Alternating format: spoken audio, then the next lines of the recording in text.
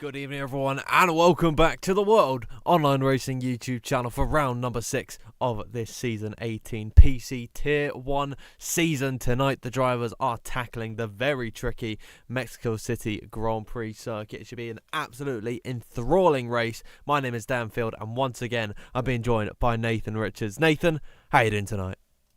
As usual, Dan, I am doing perfectly fine. I can't wait to get into the action here around Mexico. Of course, PSG was there, I believe, last week, and there was a lot of carnage. So I think we expect, some interesting action, especially in the stadium section on the final couple of laps. But Oh, yeah. I suppose the good thing about this track is because of how long that straight is down to turn 1, and then of course a straight down to turn 4, means either way we're going to have a lot of overtaking. So qualifying might not be as important as normally. And of course, around this circuit, generally the consensus is that starting P1 and P2 is actually worse off because that run into that first corner is so long. The slipstream will actually kick in really and give those in third and fourth and behind an advantage. So maybe some drivers are going to be sandbagging a little bit in qualifying. It should be an epic race in front of us. Of course, we've got to get through qualifying, but before we head in, let's have a look at our results from last time out in Bahrain. It was Ismail Fassi taking the victory ahead of Brendan Lee. Another podium for the British driver, with Jan Otmar in third. Thomas Ronhaar was fourth. Isfan Pookie in fifth. Sixth was Tom Manley. Julian Klaffenbach was in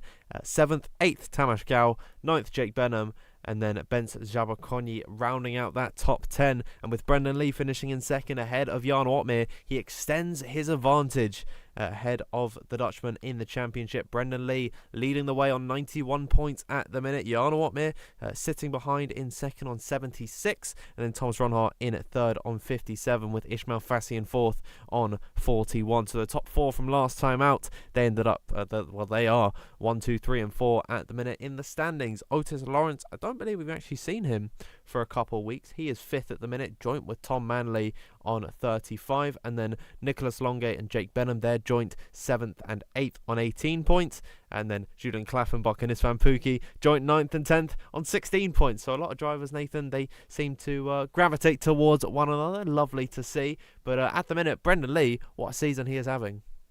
Yeah, absolutely superb so far by Brendan Lee, of course. Every race has been on the podium, I think 2/3, 2 seconds, and of course a win back in Britain. So it's going pretty much perfect here for Brendan Lee at the moment. And we are just about to head away into the Q1 session. And a bit of information for you all. I'm not sure if Dan already mentioned it yet, but Nicholas Longay and John Evans will be starting from the back of the field.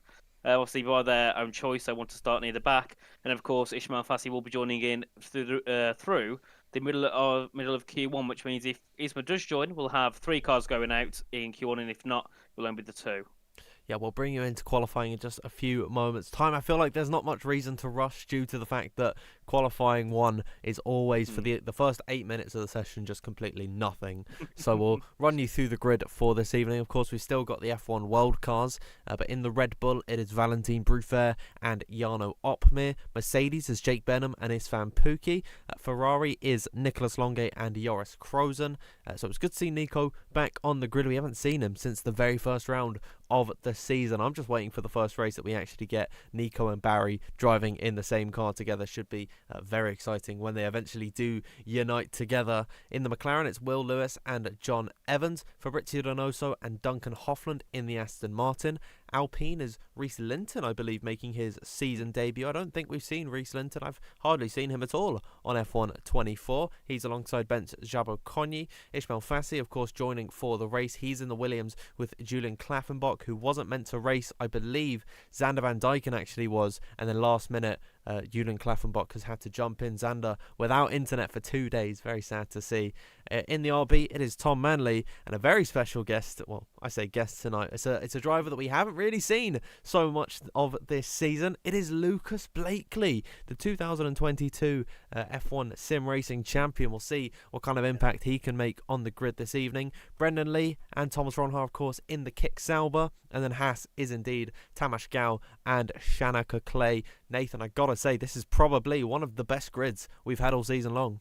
Yeah, it certainly is. And of course, having a couple of our quicker guys starting near the back also makes it very interesting of we'll obviously see them work their way through the race. So we could definitely have some surprise names looking to get into the top 10 and maybe into the top 15. And as well, nothing really much has gone on track apart from a couple of cars on a set of the intermediate tyres, which we see pretty much every single week here in WR Tier 1. Of course, just not wanting to use those softs because you'd rather save them for your actual laps. And I did see a message in the chat there from Yona Martin saying that there is going to be rain in Q3. And normally Yona's correct. So I think we can definitely take his word for that there could be rain heading into the Q3 session, which means that Q1 and Q2, maybe you can burn a little bit more of your soft tyres if you need to. Absolutely. So these drivers are going to have no inhibitions on their laps, especially in Q2. And I wonder how that's going to impact the setups. You might be able to hear in the background the cars going around. So let's bring you into the session now. Have a look at Fabrizio Donoso. As he is on the intermediate tyres, of course, heading into that first corner. Not too much to really document on, but it's interesting that the rain is coming, of course, Nathan, because looking at the skies right now, it is completely clear. Some slight wispy clouds up ahead in the distance, but really, there is no sign of rain at all. So to see rain in Q3, that means, of course, these weather conditions are going to drastically change. Definitely, and we know that obviously on this game it's approximate, which means it isn't always going to be true, which means we could see the rain go quite late into the Q3 session, or maybe we could see some rain towards the end of the Q2 session, depending on what the weather decides to do, as we have a couple of more cars out on track as well. Just watching Tamas Gala's Fabrizio did unfortunately invalidate his lap time on the intermediates, and Tamas is taking a Haas livery this time, so he's not going to be in the all green and black car. He's taking a Haas-styled livery. I think it's similar to the livery that Shanika Clay ran last week, and once Shanika goes out, we'll see if it's the same. But yeah, so looking a little bit more to what the actual team is part of for once. Yeah, I like that from Tamas. Of course, being a part of the R8G team, he is more inclined to go for that Kick Sauber car that is done by Thomas Ronhart and Brendan Lee. We saw a few weeks ago, Joris Krozen, he had the sort of salmon-y car.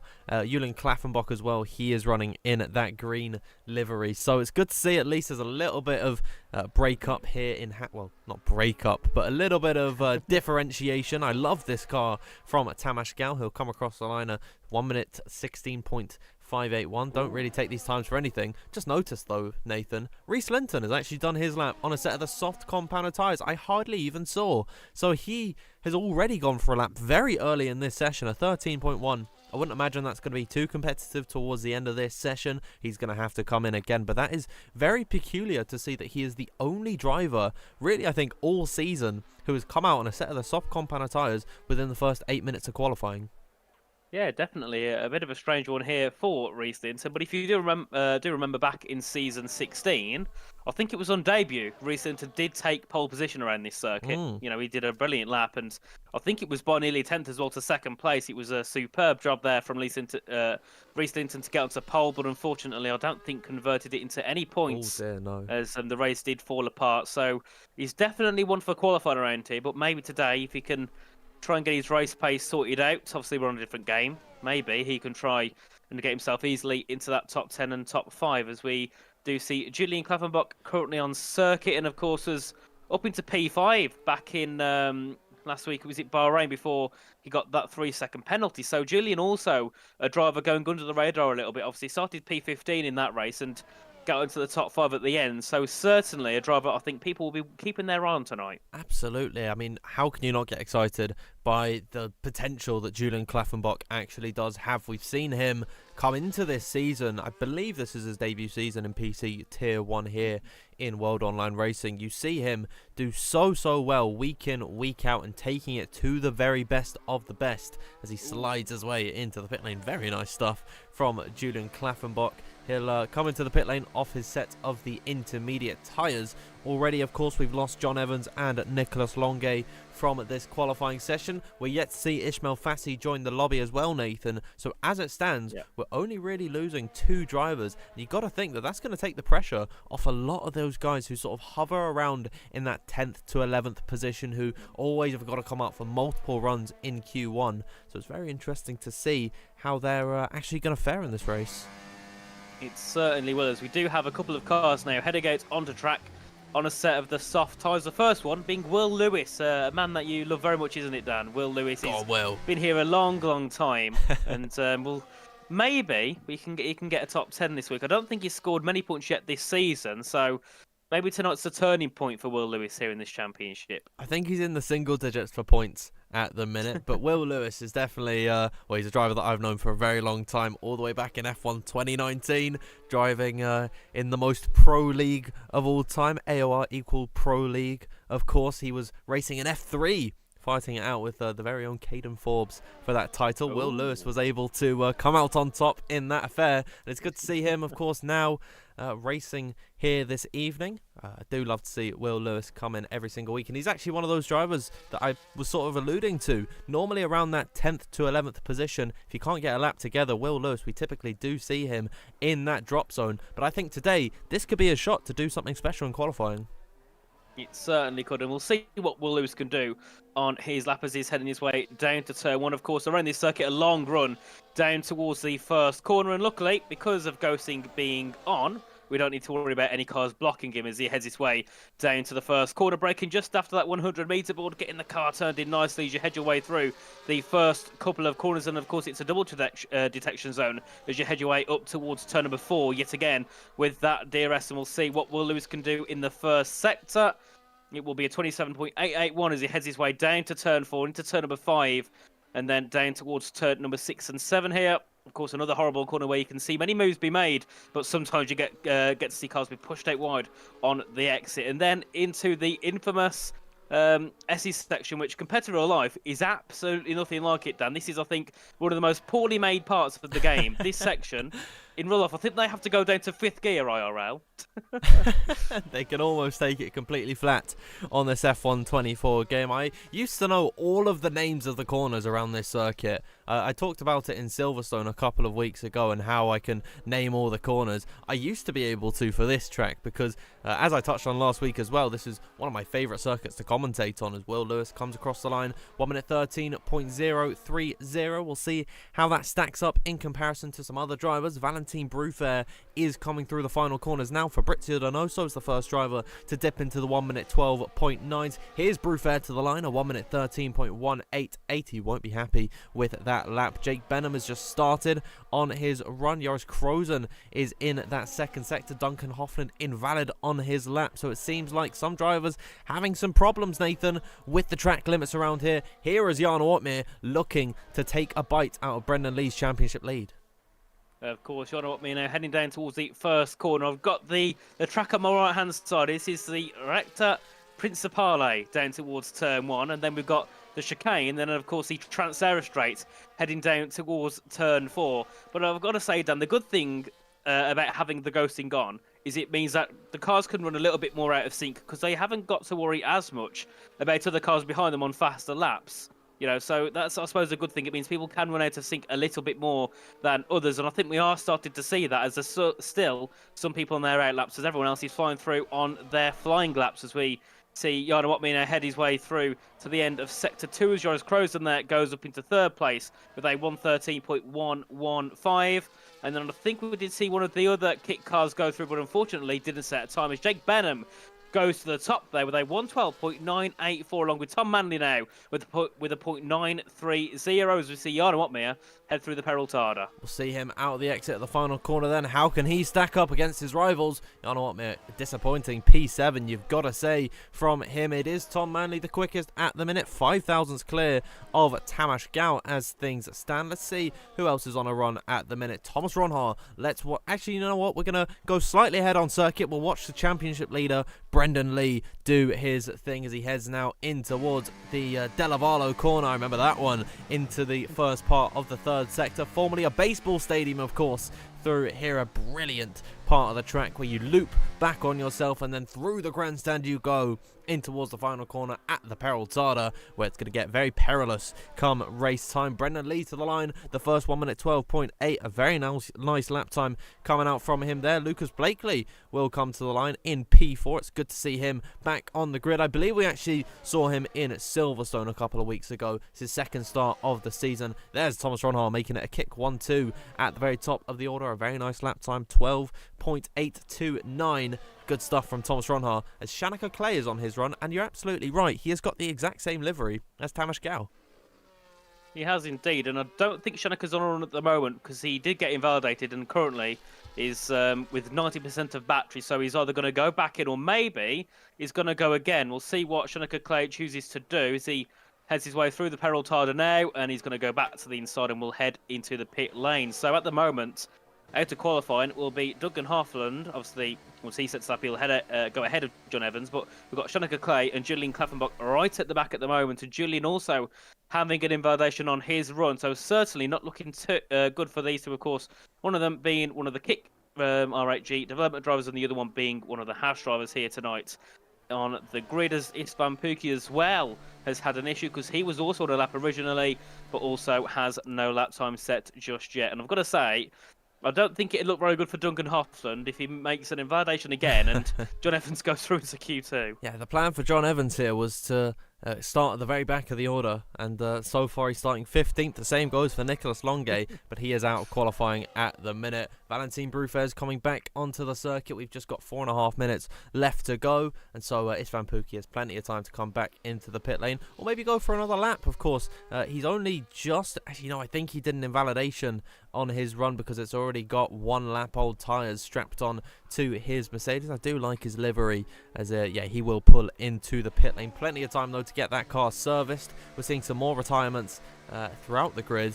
Tom Manley, Tamas Gal, Reese Linton, those are understandable, but Will Lewis down in 10th position on a 1:13.0.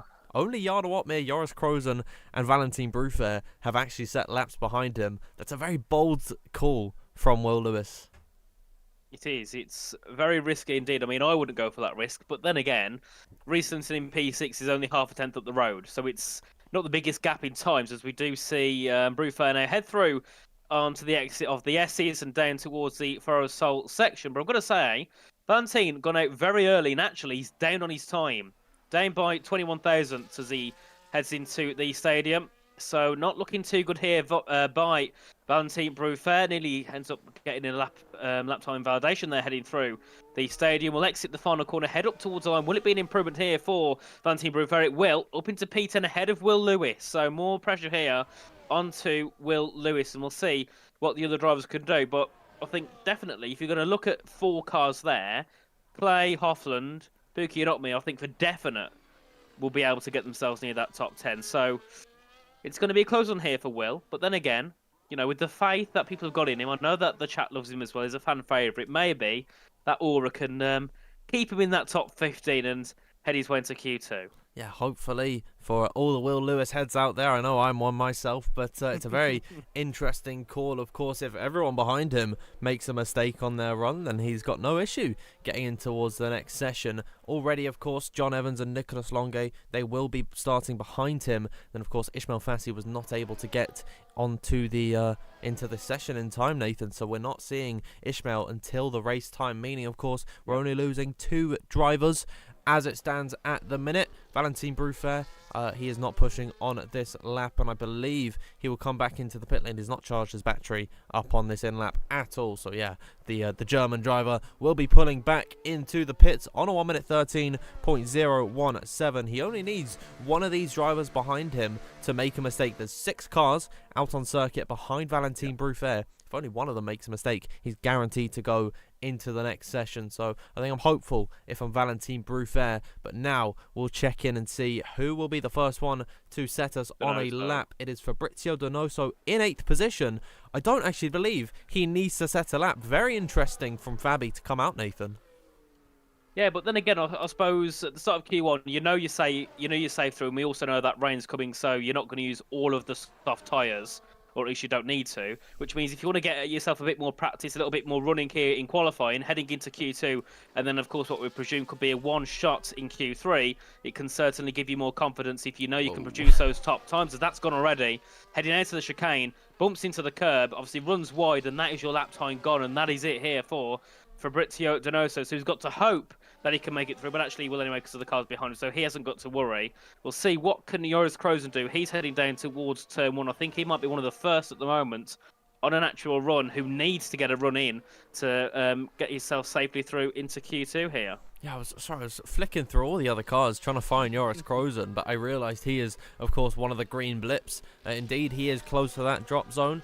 Only 2 drivers behind him, John Evans and Nicholas Longe, so he does need a good lap to get himself into the next part of qualifying.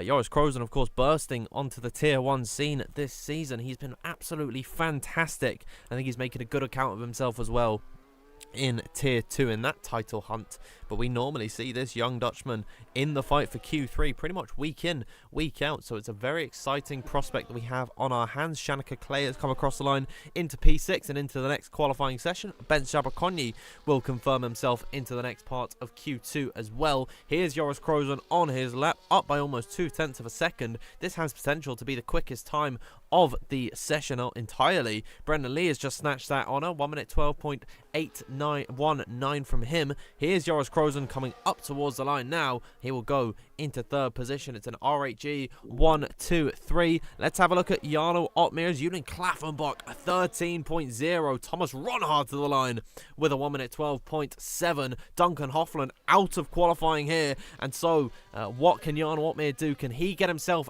out of the depths of Q1 and into the next parts of qualifying? Will Lewis, Valentin Bruffaert, they are safe at the minute. Here comes Jarno Otmeer through the final corner now, and it is going to be a 1 minute 12.953. The Dutchman lives to fight another day, feeling under the weather at the minute. I've seen lots of people in the live chat talking about why he isn't streaming on Twitch. Maybe that's why we've seen a surge in viewership this evening. Welcome in all of the fans of Jarno Otmeer. If you're starved of your favourite flying Dutchman, you've got him here on your screen. So he is into the next part of qualifying. We lose Klaffenbach, Hofland, Evans, Longe, and of course Ismail Fassi, who didn't even see the track at all, Nathan.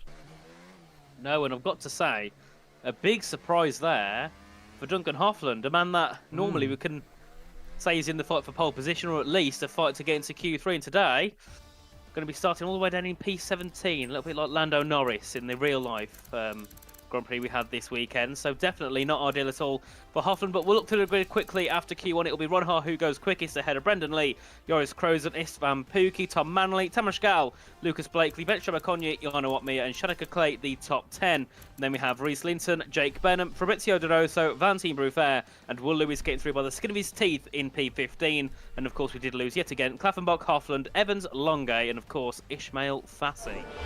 It'll be interesting as well, seeing Ismail Fassi and Nicholas Longe on the back row of the grid, trying to fight it forward towards the front.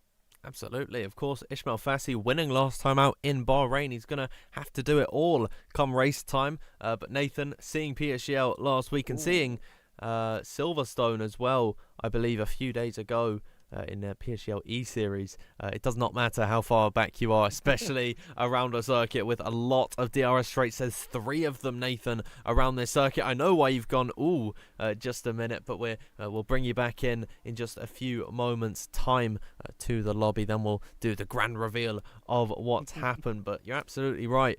Ismail Fassi, Nicholas Longe starting at the back of the grid. Nathan, that is going to be exciting.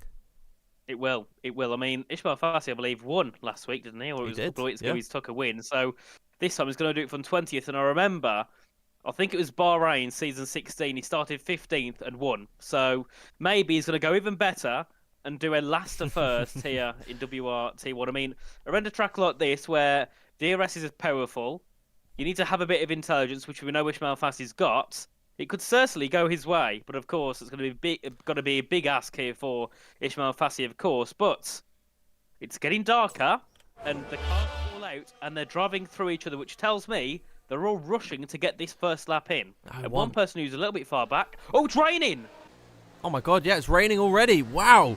So we've just heard in the live chat, Nathan, from Yona Martins, rain in about 10 minutes. You're wrong, because the rain is already out on circuit. Who is the first one out on track? It is Istvan Pukki, immediately getting the jump from everyone else. And who is that lagging behind? Is that Tamas? Who is it? It's one of the black cars. It is Fabrizio Donoso. Yeah. Out last on circuit. And Nathan, when it rains on this F1 24 game, it absolutely pours. Fabrizio Donoso is going to have no chance of a good lap time. No, definitely not. And also the two as well that are ahead of him, one of the green and one of the white cars. But we do have Ist van Buchenau beginning his first flying lap. And for now, DRS is still enabled, but of course that can be disabled whenever the game deems the track to be classed as wet. But for now, it's classed as dry. And the rain's still only a little bit of a trickle heading onto the circuit. But we know how quick it can pour. Within 10 or 15 seconds, you can see the track completely damp, as we do see Ist van Pukenau heading his way down to turn 4. Lots of cars following him through. Just going to look here at Will Lewis and just look at the train of cars ahead of him. They're nearly driving through each other. Jake Benham is pretty much pushing Lucas Blakely's ghosty car into turn 4. Oh my god, so they're all trying to scramble and get their laps completed. They're practically racing. Look at that, Jake Benham ghosting through Lucas Blakely. This is like one big time trial lap, as you can see. All of the other cars that you're fighting against, the ghosts, as they are known when you go way back in the time trial history. They are, of course, what they are referred to as, and you're fighting with them. As Istvan Pukki, he is way ahead of everyone else. This could be a very short Q2 session. Here comes Istvan through the final few corners now. We'll see what he is able to set as he rounds the Perotada to come across the line. Is a 1 minute 13.718, considerably slower than what we saw in Q1, and they are just going to stack up the grid behind. Thomas Ronhar actually finds himself in P2, and look at that, how many cars have just come across the line. And the slowest of them all, Jarno Ottmar. And if the rain stays like this, the Flying Dutchman is not going to see the final parts of qualifying. Joris Krozen, how about that from him? Wow, we thought he could have been out of this qualifying session due to the fact he was so far behind. And now he has pushed Lucas Blakely into that drop zone. Let's see Fabrizio Donoso come through the final few corners. Now he'll come across the line. P7 from the lad. A fantastic lap time from Fabrizio Donoso. I was going to say boy, but he's actually one of the oldest drivers on the grid, so it wouldn't feel quite right calling him boy. But yeah, P7 from Fabi there. Brilliant stuff. Puts Valentin Bruffair out of this qualifying session. How about that, Nathan, for bottom 5? Bruffair, Blakely, Benham, Jabraconyi, and Ottmar, slowest of them all. I mean, you got three eSports World Championships there, down in the bottom 5. Between Blakely and Ottmar. That is something indeed, heading out to this session. But then again, if the weather stays like this, can they all go in and go again? That could be a possibility, depending what the rain chooses to do. Because I did not expect that lap from Donoso or the lap from Krozen there. I think it took us both by surprise, especially on Joris Krozen's lap, because it seemed that every single time a car went across the line, the lap times were slower and slower and slower. And then to go up into what was P9, and then Donoso to go P7, absolutely brilliant. I mean, Istvan Pukki was far and away the first driver to come across the line, and he is the quickest of them all. Thomas Ronhar, we can put that down to an anomaly, but Reese Linton was the second across the line, Tamas Gao was the fourth, and then a whole heap of them just came across the line at the exact same time. I have no clue who was in what order, but that is very impressive from Joris Krozen and Fabrizio Donoso, who was so far behind everyone else on circuit, especially Fabrizio, to go into P7 and see himself into the next part of qualifying. It would be absolute heartbreak if we lost Joris Krozen, Nathan, because after all that effort, putting in such a strong lap and then just getting eliminated, that would have crushed me. But as you can see by the rain on your screens, I think we're not going to see any more dry running. It's Van Pukki. We just turned on. Oh, actually, there are some more drivers coming out on the dry. Lucas Blakely, and is that Jarno Ottmar? Is that Will Lewis? That's Jarno Ottmar. So they believe there's something else for them in this session. Yep, and also Will Lewis as well heading out to track. He called his name as he was heading at the pit. So they're going to go again. The rain hasn't gotten worse, at least when I look at from Lucas Blakely's point of view. But of course, we sit here watching it. It might look completely different on their screen. We know how the F124 game works. So we'll see if Blakely, Ottmar, and Will Lewis, along with a couple others, can try and get something out of this session. And I suppose the one thing I've always hated about these type of qualifyings is sometimes it doesn't reward skill as such, it rewards a lot of luck. Do you know what I mean? Because I mean, Blakely and Ottmar deserve to be in Q3 by a country mile. They're definitely two of the quickest on the grid. Of course, Ottmar not always at the top in qualifying, but always, a Q3 contender.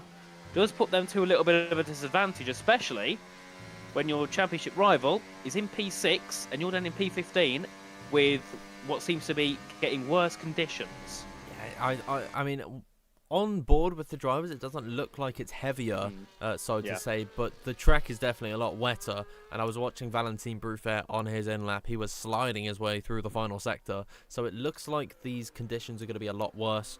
And, there's nothing these guys can do about it, which is a real shame for both Jan Watmir and Lucas Blakely. Valentin Bruffaert as well. Jake Benham has come out onto the circuit. Jabra Conye yet to bother at the minute, but we've got 8 minutes left in Q2. I think the main thing is we'll watch Lucas Blakely on his run. We've seen a lot of Jan Watmir on his timed lap, so we'll see Lucas Blakely. Of course, won plenty of races in this PC Tier 1 grid. I think it was season 15 where he looked like a championship contender despite only doing 5 races. I think is 5 tenths down in that first sector, Nathan. There is no shot in the world that these guys can make it through to the next part of qualifying. Definitely not. I mean, Otme was also down by 3.5 in the first sector, so definitely not what these guys would have wanted going through to Q2. What about Benham? Is he going to be down in the first sector?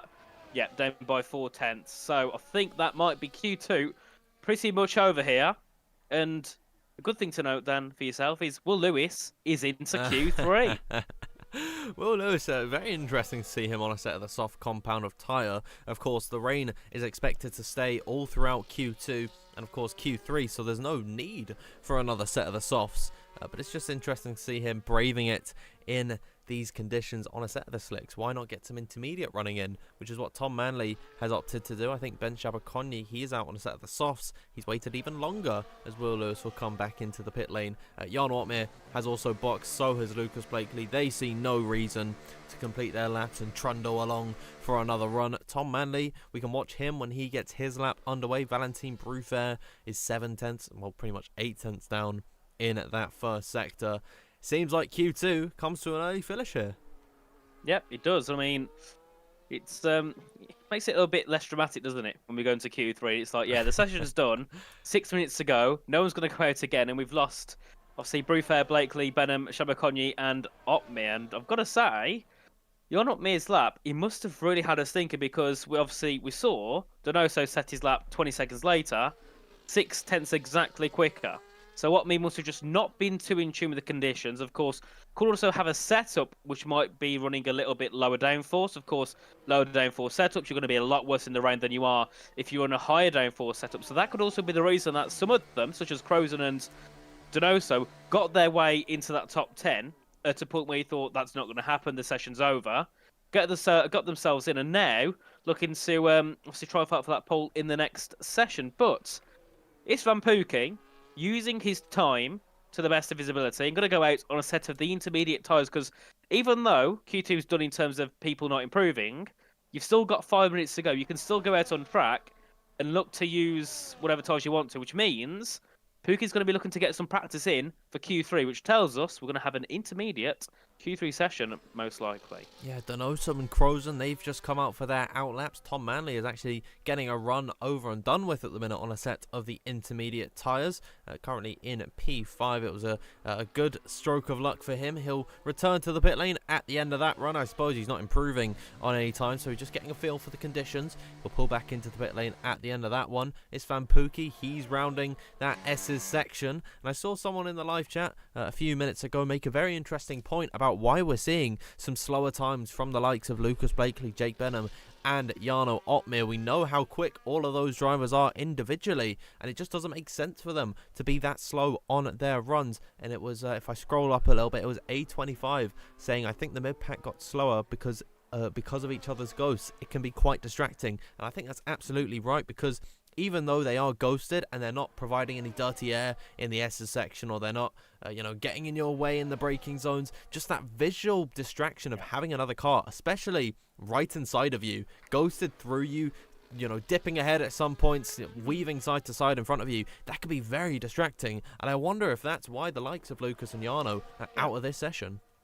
Yeah, definitely. That could certainly be the case. Of course, I was on board with Jake Benham, and he was literally driving through Lucas Blakely heading into turn number 6. So, yeah, that could certainly be one of the reasons. But just looking at a few of the drivers heading into the Q3 session, R8G, or Hassan Kick, have got 5 of their cars through, which means when it comes to teamwork and team games, that helps them a lot heading through into the into the race, being as 5 of them will start in the top 10.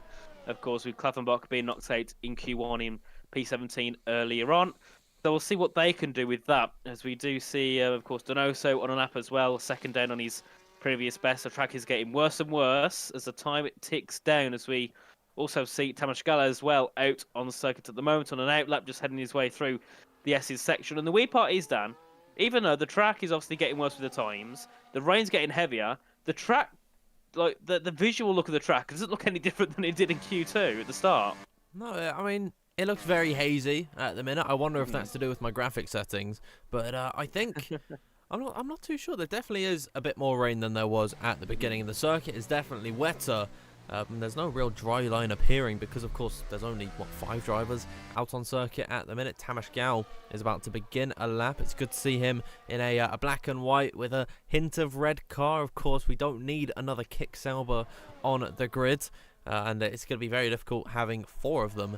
Actually, no, is it 5? No, 4 of them in the final part of this qualifying session. Who have we got? We've got Frozen Clay, Lee, Gal, Ronhar. Oh, I mean, well, Tamas Gal and Clay, they've got the same livery. So, I mean, we can kind of differentiate between the pair of them. There's only 3 actual... Oh, wait, no, Tamas... No, yeah, sorry. I'm losing my mind already. There's only 3 kit cars. So that's good to see, actually, heading into the final part of qualifying. Nathan, I think it was like 5 last week. It was absolutely just mental. Unwatchable at some point. It was horrid. I think was it Q2 we had 6 black dots and 6 green dots. Yeah. It was we couldn't have a clue who was where, but then the other cars, the 3 left, were also all white cars. But we can disclude Ist van Pookies. He actually has run a different livery. It was grey, a little bit different.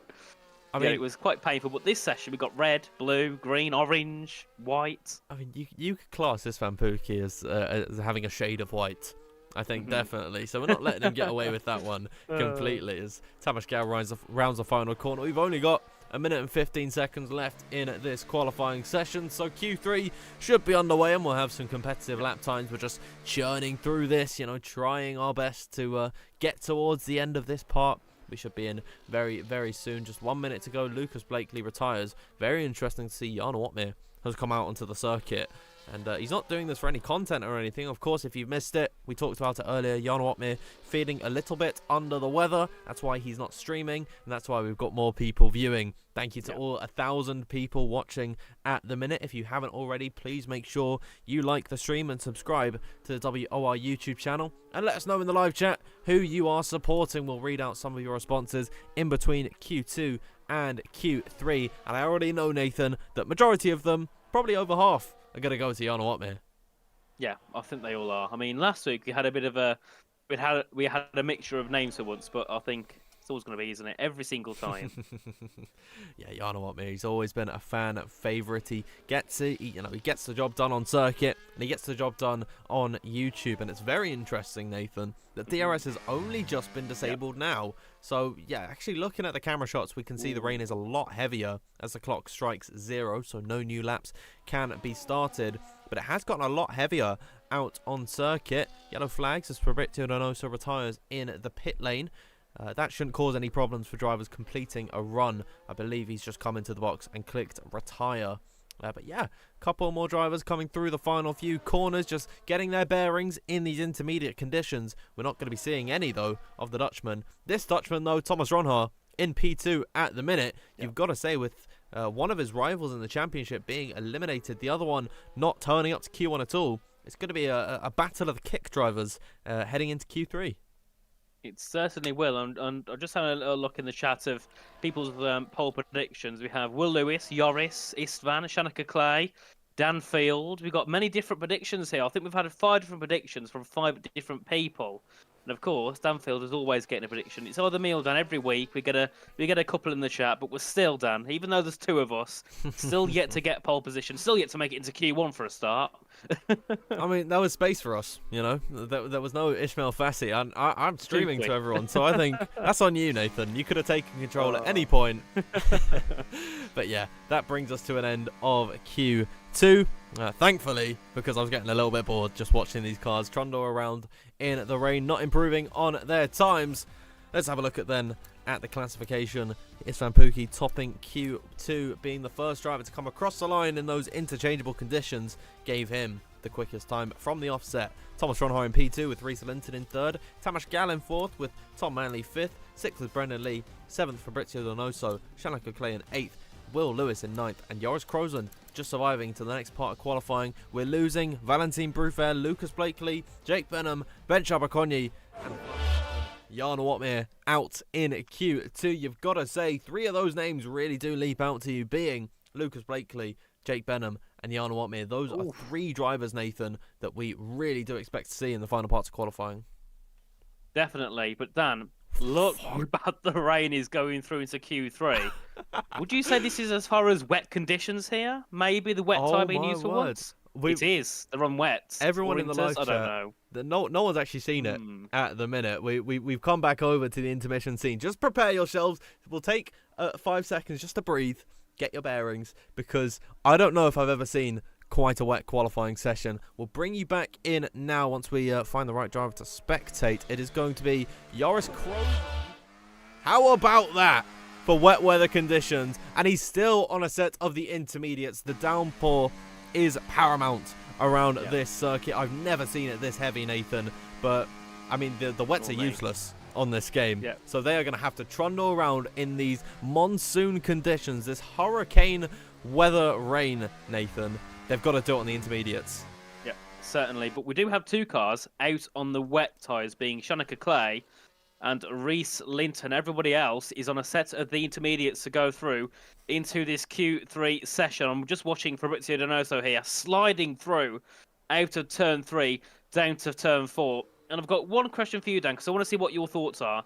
Do you know turn 6, which is pretty much 2 corners, do you think it should be 1 corner or 2? I think it should be 2. Why not? I mean, Same, I agree. It's only one braking zone. You're pretty much accelerating through turn number 6. Is it?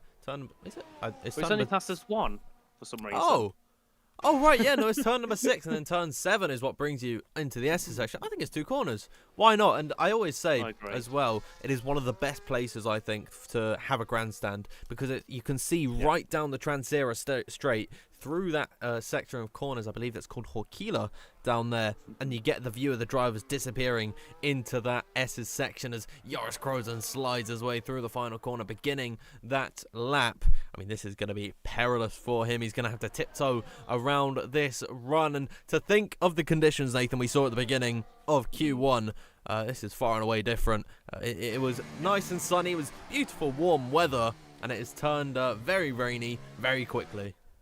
Yeah, a little bit like the UK, isn't it? You know, it can be dry, then a little damp, and then all of a sudden it's raining like hell, and you've got to run inside quickly before you get yourself absolutely soaking wet. But we'll see what Joris Krozen can do as he heads his way down to turn 4A.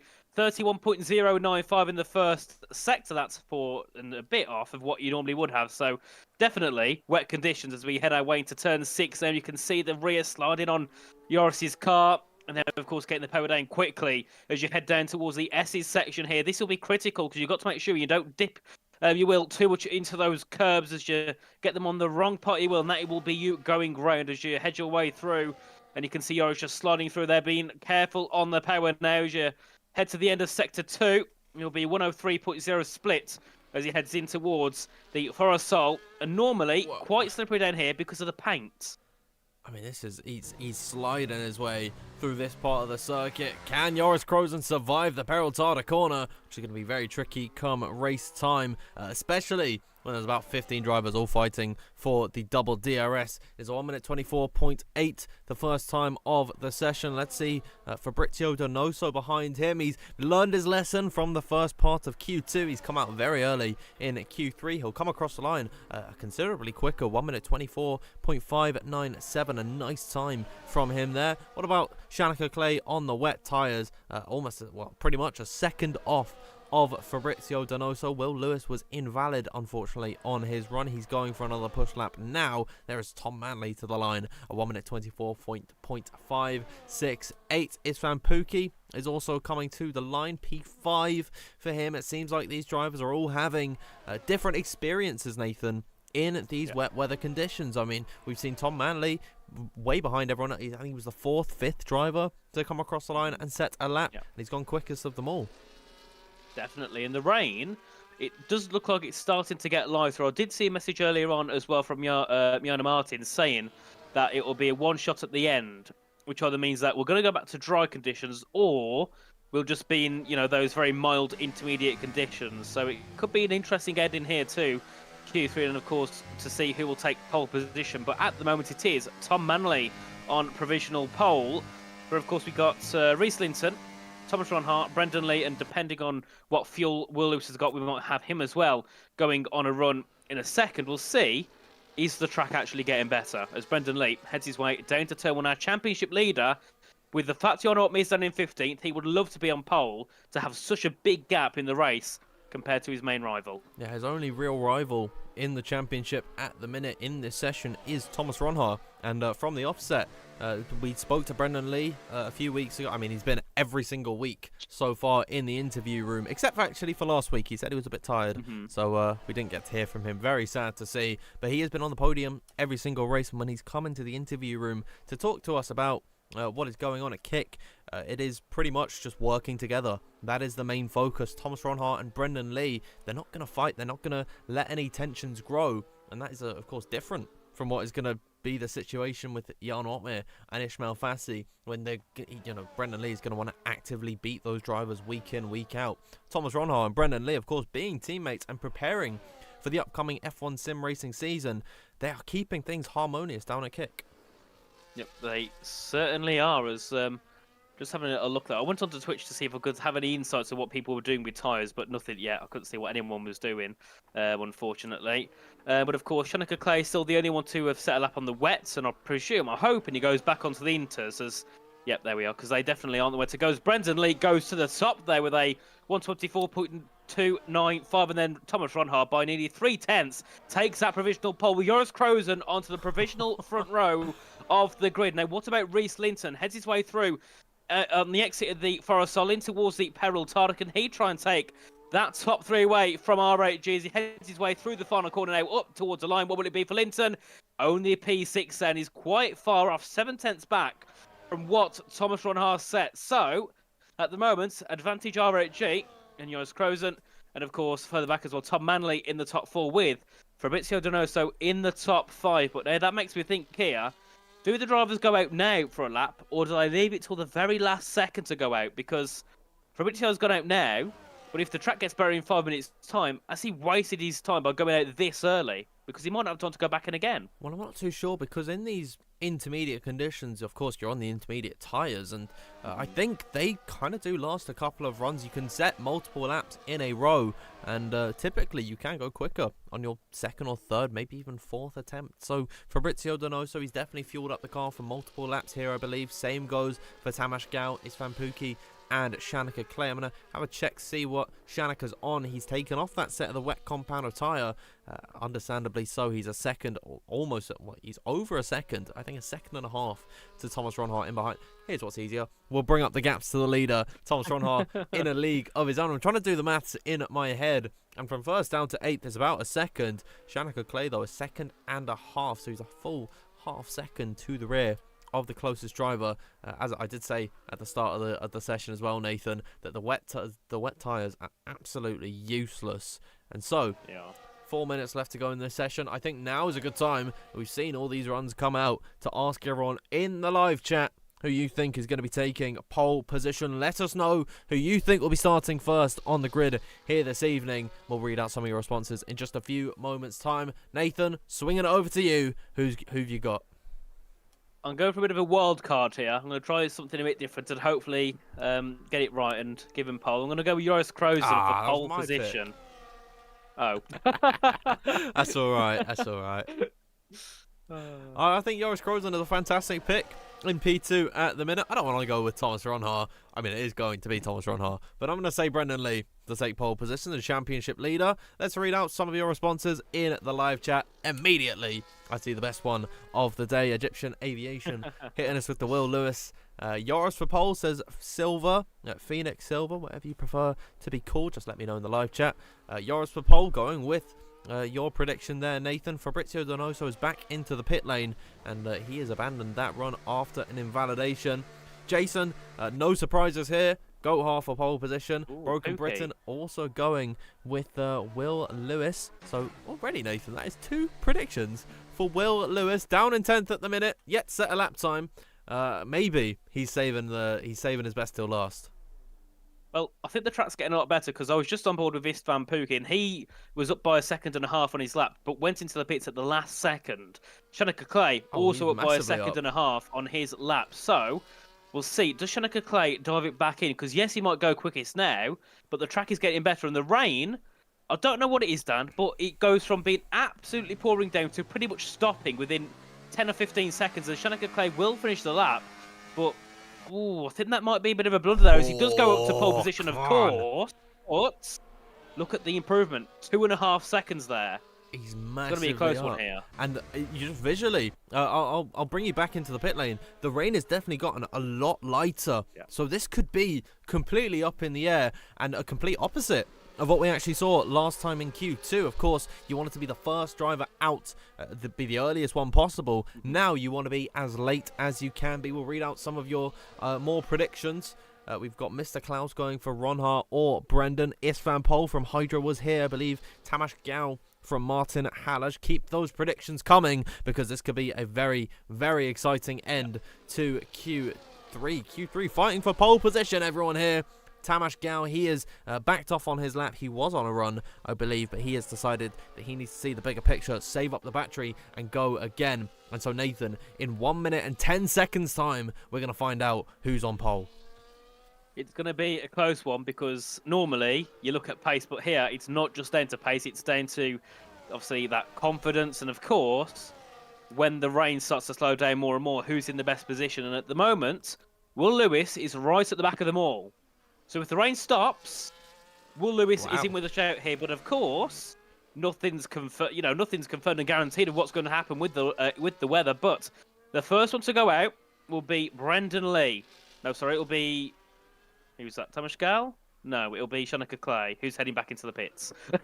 No, he's going. No, he's going to go again. Yeah, he's just done a cooldown lap, has Shanaka Clay, but he is still the first driver to start a lap. It is Brendan Lee indeed, the next one following him. Then Thomas Ronhar, Joris Krozen, he is waiting right at the back. He's only got 15 seconds to get around the final corner at the peril title. We'll see if everyone comes across the line, and let's have a look at Thomas Ronhar on his run, heading in towards that first corner for the final time in Q3, kicking up the standing water as he heads through this short little S's section, riding the curbs on the exit, giving everything to this lap, heading in towards now the first sector split. Let's see the improvement from Thomas Ronhar, up by 0.4 of a second, currently on a 1 minute 23.989. He is 0.9 to the rear of Shanaka Clay. He needs a big improvement in the final couple of sectors through Horkila Corner. A beautiful spot for a grandstand, and now beginning that S's section where you've got to be so careful not to invalidate, but you still got to give it all. Look at Thomas Ronhar drifting the car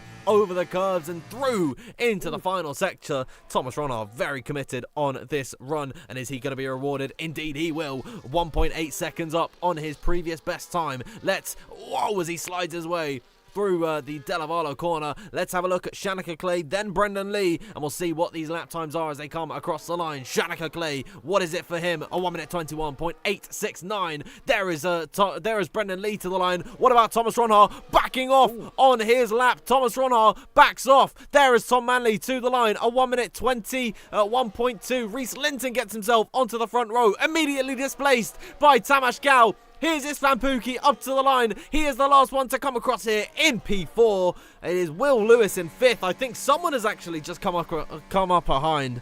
I wasn't able to see at the end there, but what a way to end that qualifying session. Thomas Ronhar, you've got to say, Nathan, with the bottle of the season. It is Tom Manley in P1 ahead of Tamas Gal in 2nd. Reese Linton in 3rd. 4th is Joris Krozen. Istvan Pookie 5th with Brendan Lee in 6th position. Will Lewis in 7th.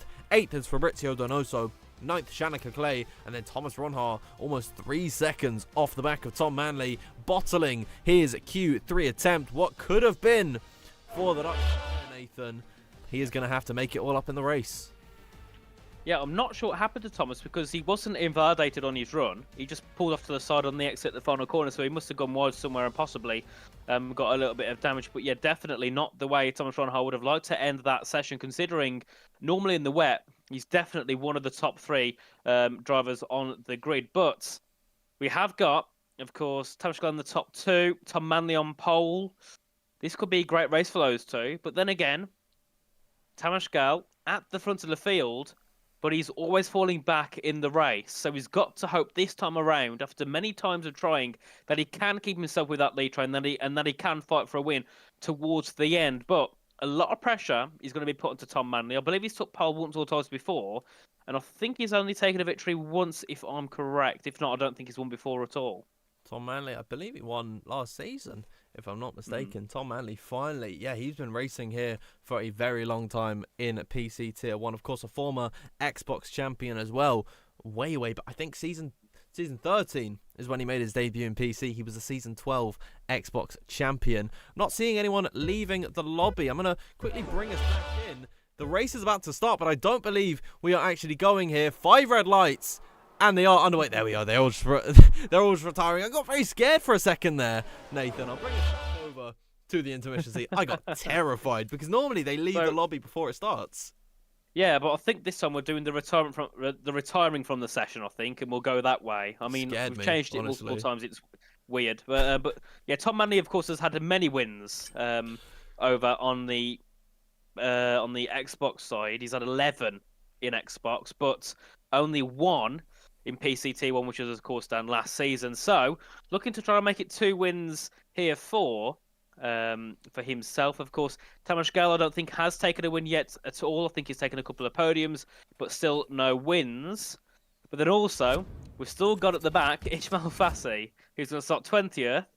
I still think he's in for the shout, and I'm going to actually go for Ishmael Fassi to win tonight. I don't know why, but something's telling me, from last on the grid, he's got it in him. That is very, very brave to go with Ishmael Fassi from last on the grid. But you know what? I like your pluck, Nathan. So I'm going to go...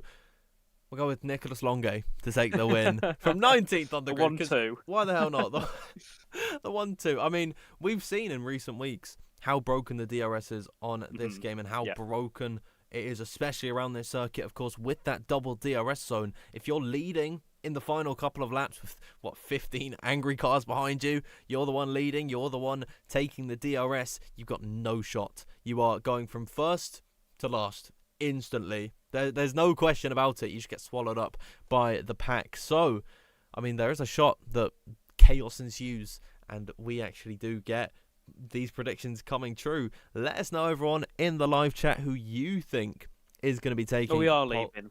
We are leaving? What's up? Yes, Isvan Puki's made a new session already. Oh, I left the lobby. I thought we were making a whole new one. Oh my god. I thought we were staying in, and then people are confused, and then Isvan's like, yeah, leave. It's quicker. Okay, so he's just set up a new lobby, and now everyone's joining. I've just got myself in. God, I honestly... Oh, shit. Apologies there. I just clicked the wrong button on my keyboard, and I almost brought you back over to the ads. But thinking of the ads, whilst you're all getting your predictions in the live chat, we'll get some of your calls in just a few minutes' time. We'll have a quick word from our sponsors at Grid Finder and Next Level Racing. So we'll see you in just a few moments' time.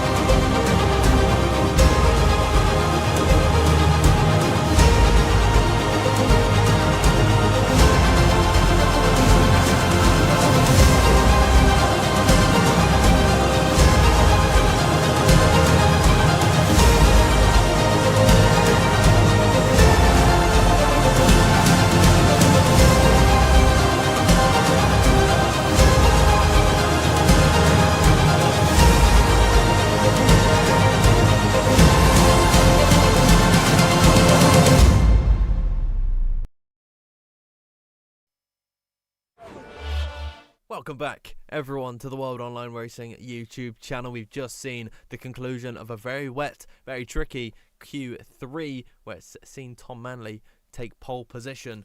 See if he's able to carry that on into the race. Before the ad break, we asked you all in the live chat to get your predictions in. We can hear some of your opinions on who you think is going to take the win this evening. I've gone for Nicholas Longuet from 19th on the grid. Nathan's gone for Ishmael Fassi from 20th. We'll see some of your predictions. And immediately the first one that I see is Jarno from Spook. As you know, there's been a lot of messages in the live chat, so I'm going to struggle to get these out. So everyone, please do just get your predictions in, and then we can read them out. But again, Nathan, I'm expecting Jarno Opmeer to be the very distinct favourite.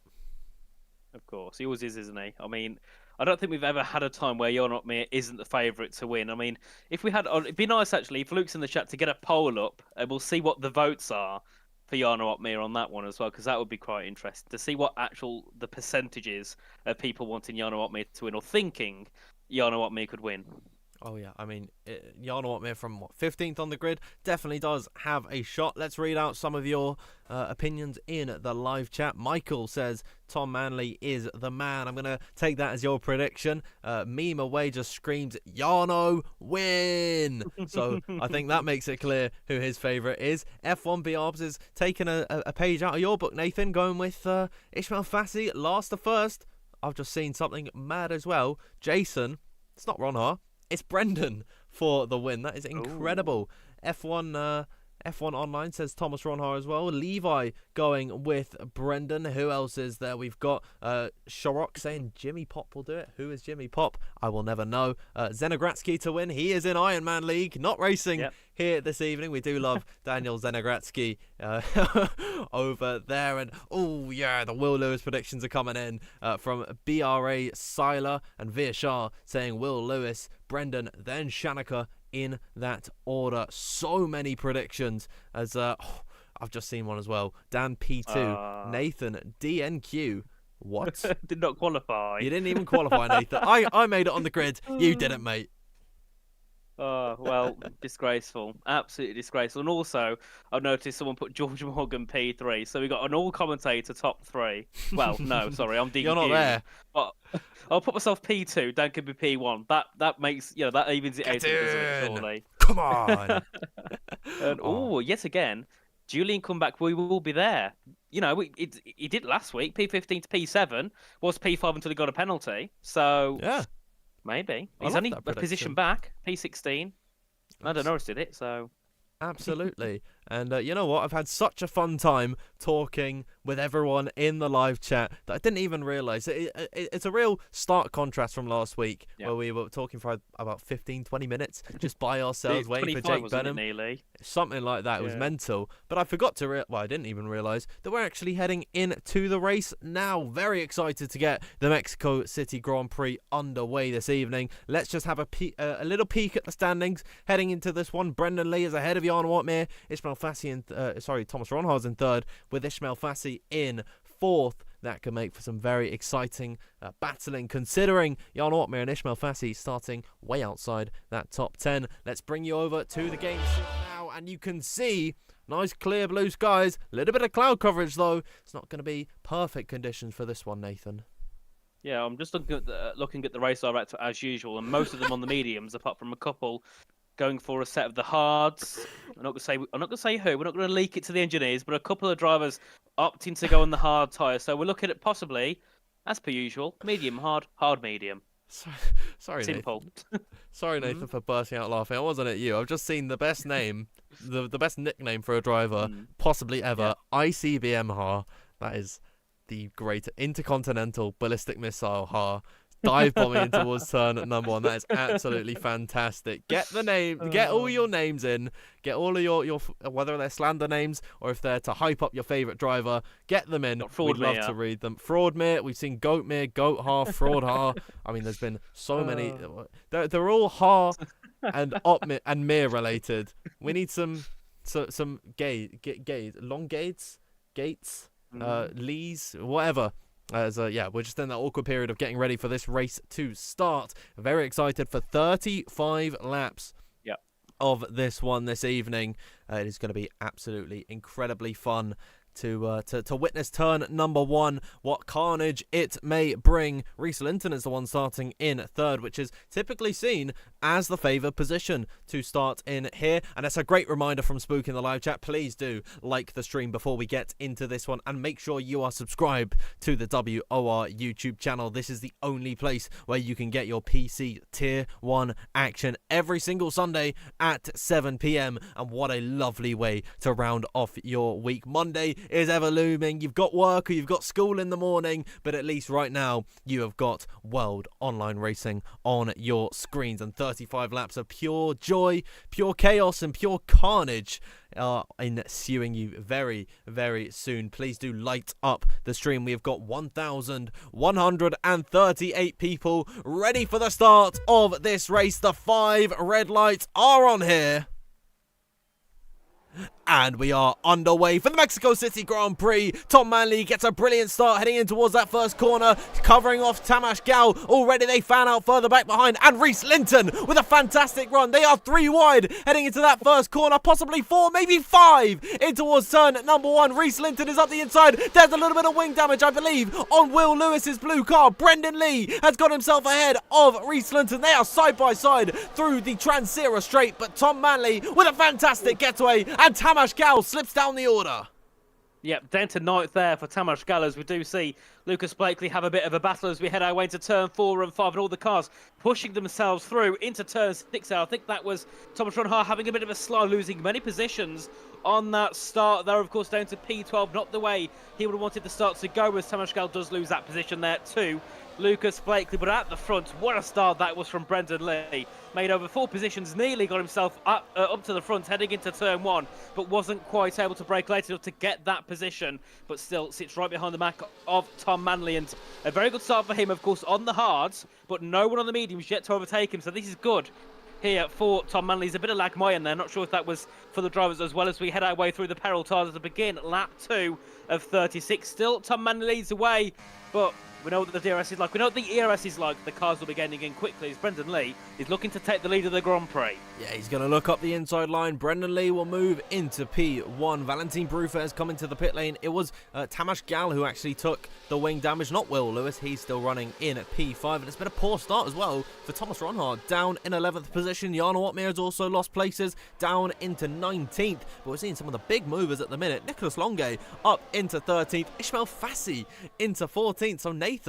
our predictions are lighting up the timing screens as it stands, as Ishmael Fassi goes around the outside of Duncan Hoffland. No more pink for him. He's got the Aston Martin livery, which is great to see him sticking with his team, but we do love the pink that Duncan Hoffland does bring to the table. He is defending from Julian Klaffenbach in towards turn at number 7. Klaffenbach around the outside on his medium tyres. Nice move there from the young Austrian.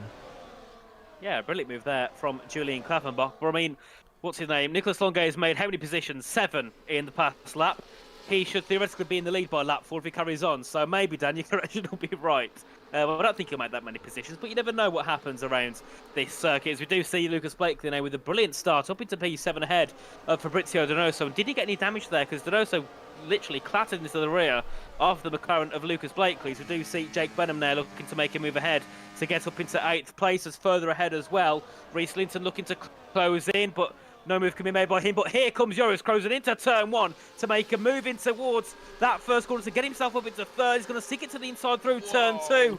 And no move can be made. And now that allows Will Lewis to be on the attack. Here he is looking towards the outside line of Joris Krozen. Joris has to leave in the space in towards turn number 4. Will Lewis later on the brakes around the outside of the young Dutchman. He's going to have the inside line for the next right-hander. Little bit of contact between the pair of them. Will Lewis, though, through turn number 6 gets the job done. And that was a great opportunist move. Joris Krozen on the attack on Reese Linton. Doesn't get that one done. And immediately he is pounced on by Will Lewis. Nathan, that is the level that these tier 1 drivers are at. One slight mistake, one slight incident, and you've lost your place. Of course, and that's always how it is, isn't it, here in league racing, which means you need to be at your 100% efforts and your skill at all times, especially racing around a track like this. So that's Nicholas Longe with a giant send onto the rear of Thomas Ronhard. That one certainly won't work at all. Thomas Ronhard will be there to shut the door immediately as we head our way back down towards turn number 1. And Lucas Blakely has got some very good pace at the moment on his tyres, but no move can be made yet ahead of Istvan Pukki. What about Shanika Clay looking to close in on the back of Donoso into turn 1, burns the battery to the inside and makes a move forward. 9th place is at the front there. I did see Brendan Lee there get closed in a little bit by Tom Manley, but no move gets made as they make their way through down to turn 4. But one driver looking to get on the charge here is Reese Linton, but Will Lewis also only just a little bit back from him as we head our way into turn 4 and further behind as well. Donoso being mugged off by a couple of cars now, losing his possible position to Thomas Ronhar as he heads into turn 6. Around the outside goes the R8G,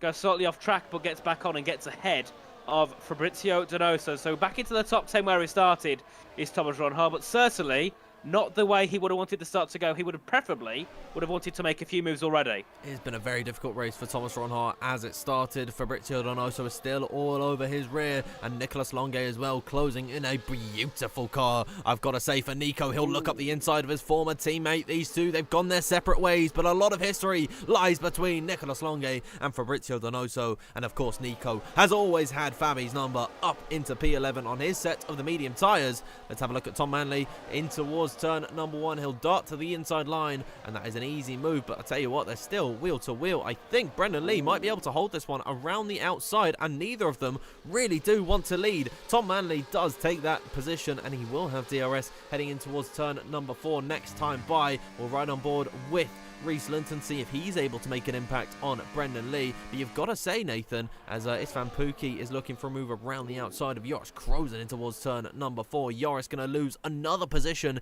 in that exact same spot. Just 2 laps later, down the inside for Istvan Pukki, and he's got the move done on Joris. He certainly has, and now Joris Krozen obviously looking to try and fight back, but can't do anything, and now that brings Lucas Blakely back into the equation here, looking to get into the top 6, and goes to the inside in the S's section. Lucas Blakely looking to make a brilliant move, but gets forced wide here by Joris Krozen. Jake Benham as well, looking to make a move as they head to turn number 12. Into the Foro Sol section, and can a move be made? No. Lucas Blakely a little bit naughty by pushing Jake Benham off the circuit as we head our way down to the hairpin corner. Benham in 7th, yet again tussling through with Blakely into the Peril Tada, and Shanika Clay. Thomas Ronhart looking to get involved as well as we head back down to turn 1. That was close, and surely if that was anyone else, that could have been the big contact heading through into some of those corners. The Shanika Clay now gets a move into P8, and we do see Blakely get dropped down to turn 1. Nicolas Longue started 19th, he's now into the top 10. But I've got to say, Dan, as laps are getting underway, the sky's getting darker and darker. I don't want to speculate, but maybe we could see some possible rain. I mean, that could definitely throw a spanner in the works of all the drivers tonight. Here is Nicolas Longue going for the move on Thomas Ronhart down the inside and towards turn number 4. He'll have the outside line for turn 5. Can Nico on his medium tyres muscle out Thomas Ronhart? Has he still got life in that yellow wall tyre? Thomas Ronhart does very well to defend number 39 against number 40, battling for supremacy. And number 39 comes out on top. We saw Lucas Blakely go for the move last time by on Joris Krozen for P6 in this race. And he's out of the top 10. And that, once again, alludes to the fact that if you make one mistake, Nathan, you get swallowed up in this grid. Lucas Blakely, that was a very ambitious move from him to actually try and make that position. And he got punished for it. Down into 11th. He's got to recuperate. He certainly does, and I mean, as the laps are getting underway, I'm starting to think now that the hard tyres are certainly becoming a little bit more stronger, because those on the hards are fighting more with the mediums, and of course at the front there, Tom Manley has been extending that gap lap by lap, but of course will be under pressure here from Brendan Lee and Reese Linton into turn number 1. Reese Linton looking to take the lead of the Grand Prix. Brendan Lee in 2nd place and Manley down to 3rd as we head our way through the first couple of quarters through the chicane and then back down to turn number 4. But as well, we got Pukki on the back of Will Lewis here, looking to get up into the top 4 now. I think the hards are definitely very strong in this position of the Grand Prix as Lewis, nearly hits the back of Tom Manley, heading into turn number 5. And now that gives this man Pukki the inside line into turn 6. But no move can be made just yet. But so far, we've seen a lot of elbows being given out here in this race.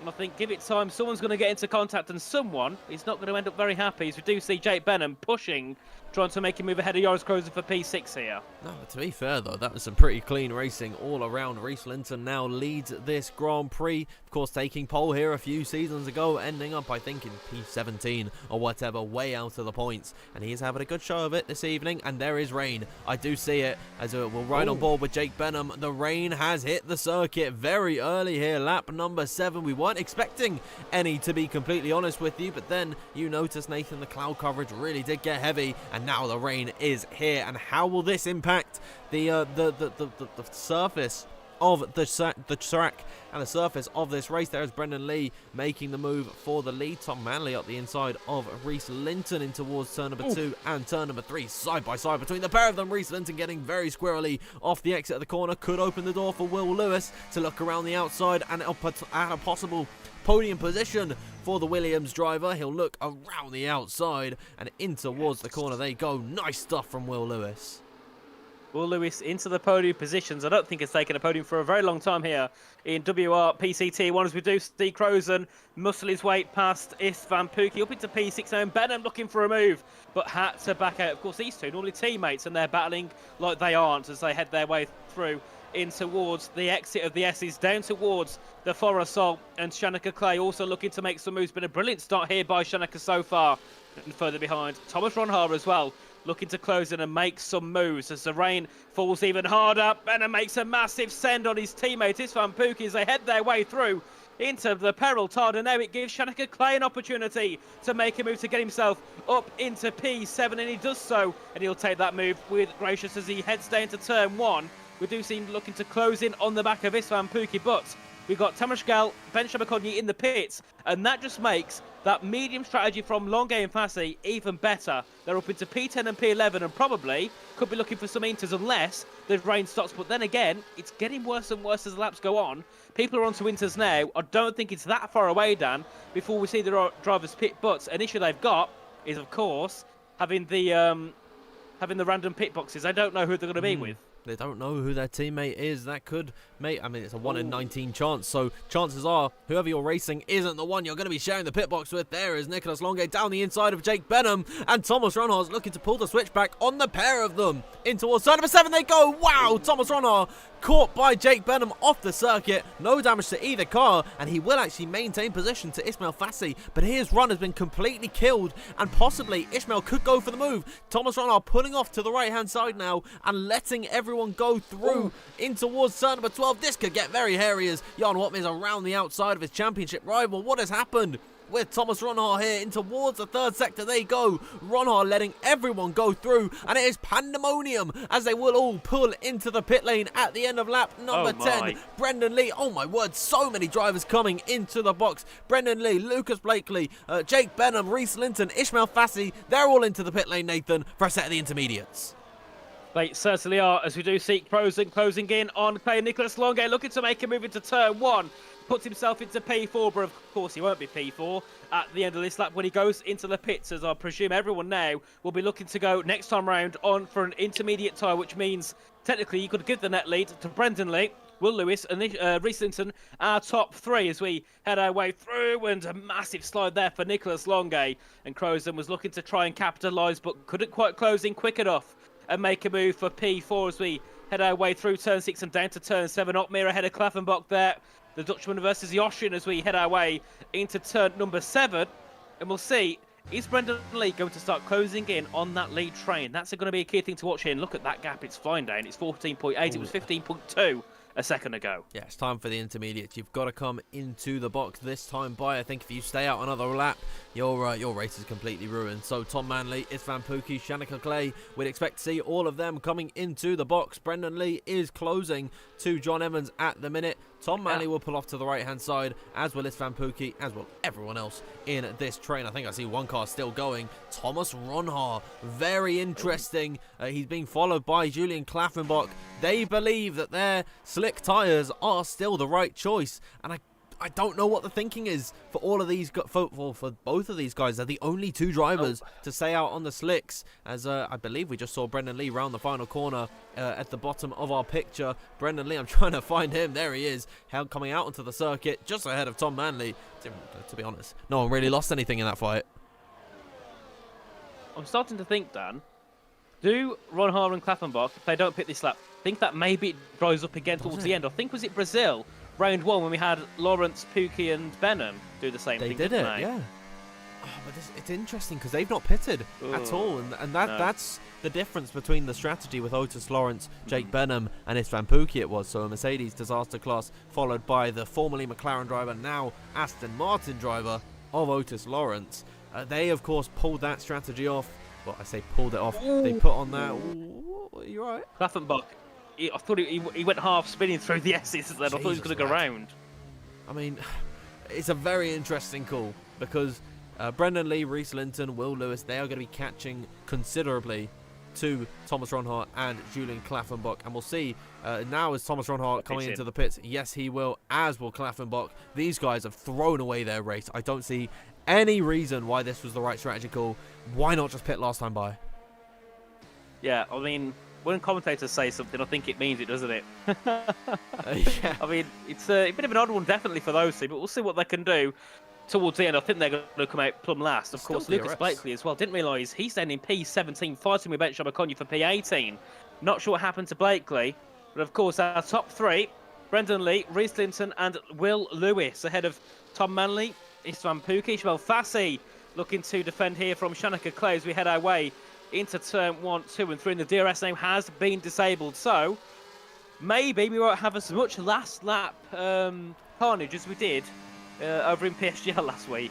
Well, this is still very light weather conditions as Ishmael Fassi closes to the rear of Shanika Clay. I do still believe there is a shot that the slick tyre does come back around. Of course, the rain really does come and go very, very quickly on this game, so it could stop raining for a lap or two, maybe 2 laps, I think, and then the slick tyres are quicker again. So if we're hoping for that, which to be honest, not really, because that did not look fun for George Morgan and Jack Cannan to commentate over.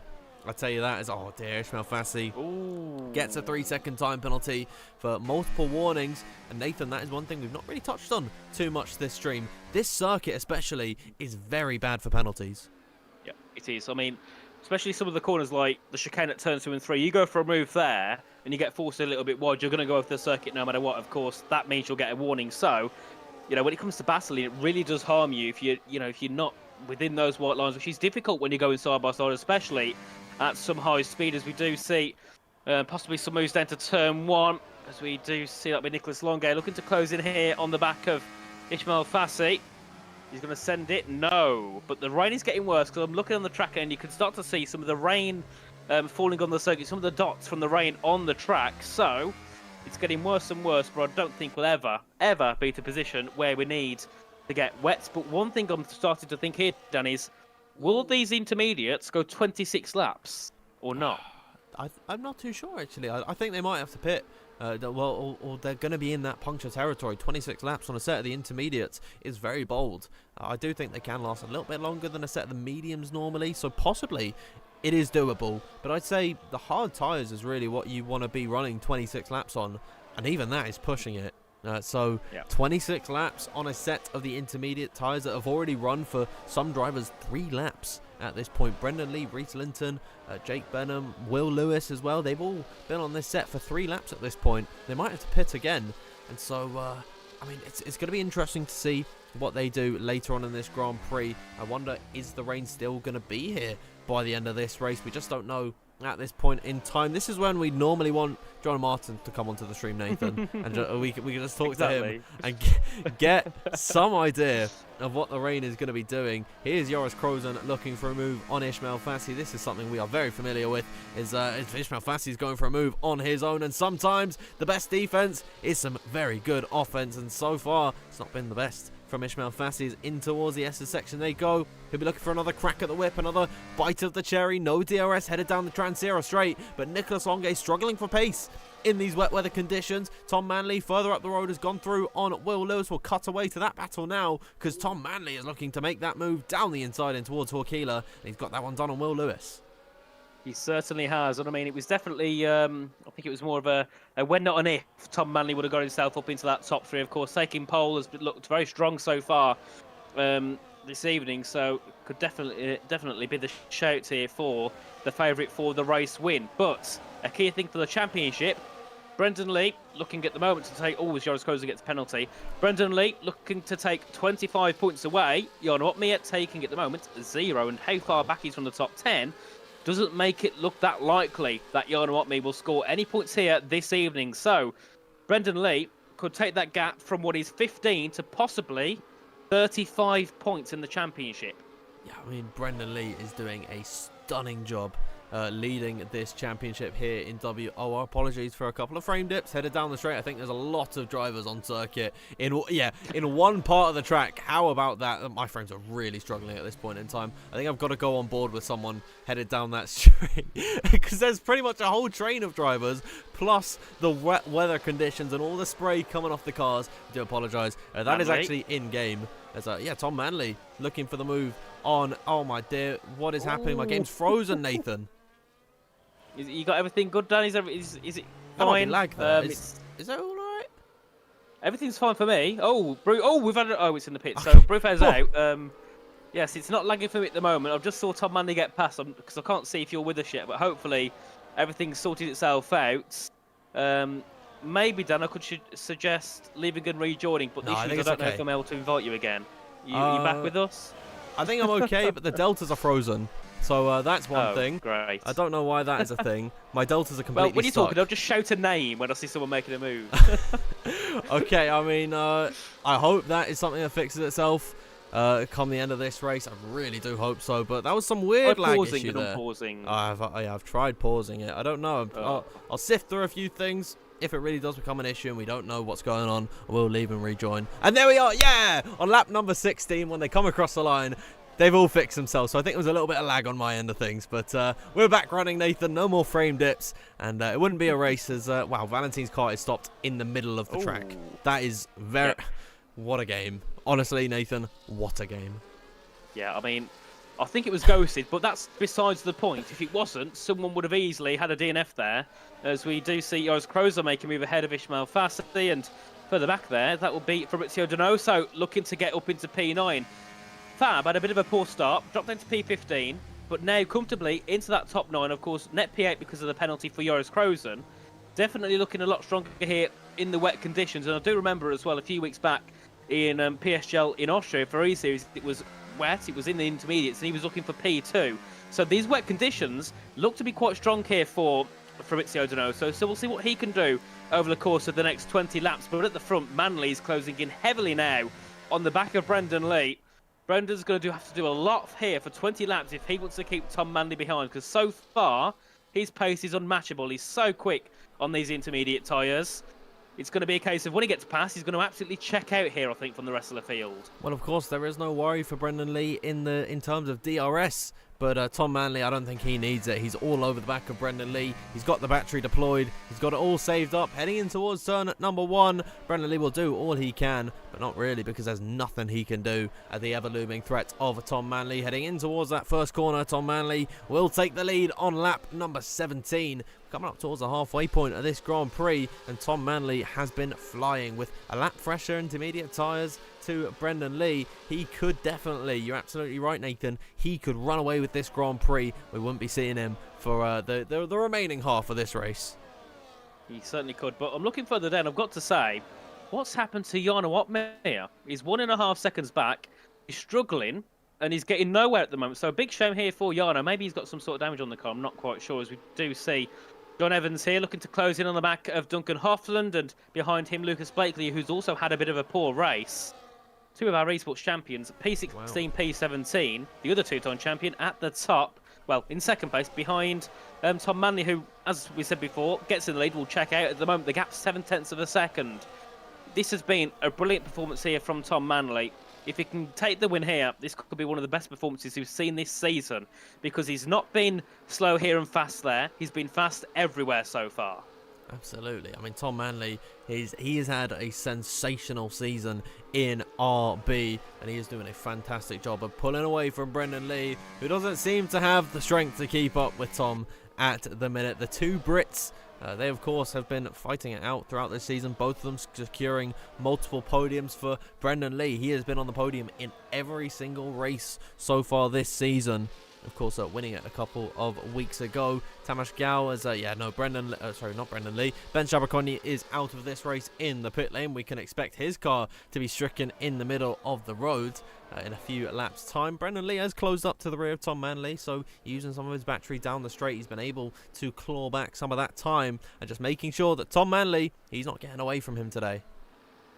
Certainly not, as that was Ben Chaberconi's car going back out onto track. Looking further down here at Shanika Clay, who's also had a very good race in P6 at the moment, closing in on the back of Isfan Pookie. I think his performance has also been very good indeed, and Nicholas Longue also looking to start to drop back a little bit from this top 6 train at the moment. So I'm not sure if maybe the setup hasn't gone his way. Of course, around this track, he can run very high on the wings, but he can also run very low, which I think is what could be the case here for Nicholas Longue, because he does definitely seem to struggle in the traction and in some of the high-speed corners, as we do see Ishmael Fassi look to defend here from Jake Benham in towards the Forest Salt, and Tom Schronhauer as well, also with a bit of a poor performance so far, looking to get himself back into that top 10, and there the gap at the front, over a second nearly.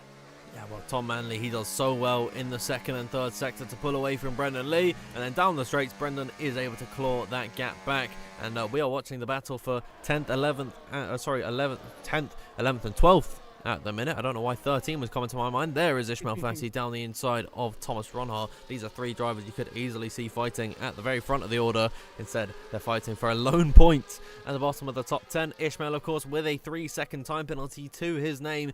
That is going to make things very difficult for him coming into the final few laps of this Grand Prix. Here is Thomas Ronhard to the outside line of Jake Benham, but Jake is going to go back on the attack of Ishmael Fassi. A very brave and committed move from the Mercedes representative there, and then the switchback was not on, and I think Jake Benham tried for the switchback on Ishmael, and Thomas Ronhard tried the exact same thing. They all tumbled over each other, and this has pushed them back into the train, and they have lost a lot of time now to Fabrizio Donoso. And so what do they really gain from this battle, Nathan? Oh, Blakely! Oh my, he went for a move on Klafferbach, but hit the back of him and absolutely slid out the corner. I'm surprised he didn't go around there. That was a scary one indeed for Lucas Blakely, heading into as they head into turn 12 now, looking to make a couple of moves as he makes a send now on Klafferbach in towards the stadium section, and nearly comes into contact here as Klafferbach gets a penalty, as we do see Reese Linton make a pit stop. Reese Linton into the pit lane. He's definitely not coming on for a set of the dries, because the rain has gotten worse and worse, and yeah, it's intermediate tyres for Reese Linton, so he believes it is time to come into the box. We're still watching Lucas Blakely looking for the move on Julian Klafferbach. It has been a difficult day for Brendan Lee when it comes Lucas Blakely when it comes for overtakes, but he is on the back of Klafferbach in towards turn number 1. Doesn't quite get the move this time by. Shanika Clay is on the offensive on the back of Will Lewis in towards turn number 4. Around the outside does the Haas driver look. Can't quite find it this time by, but Will Lewis with a compromised line from defending that inside down the Transera straight.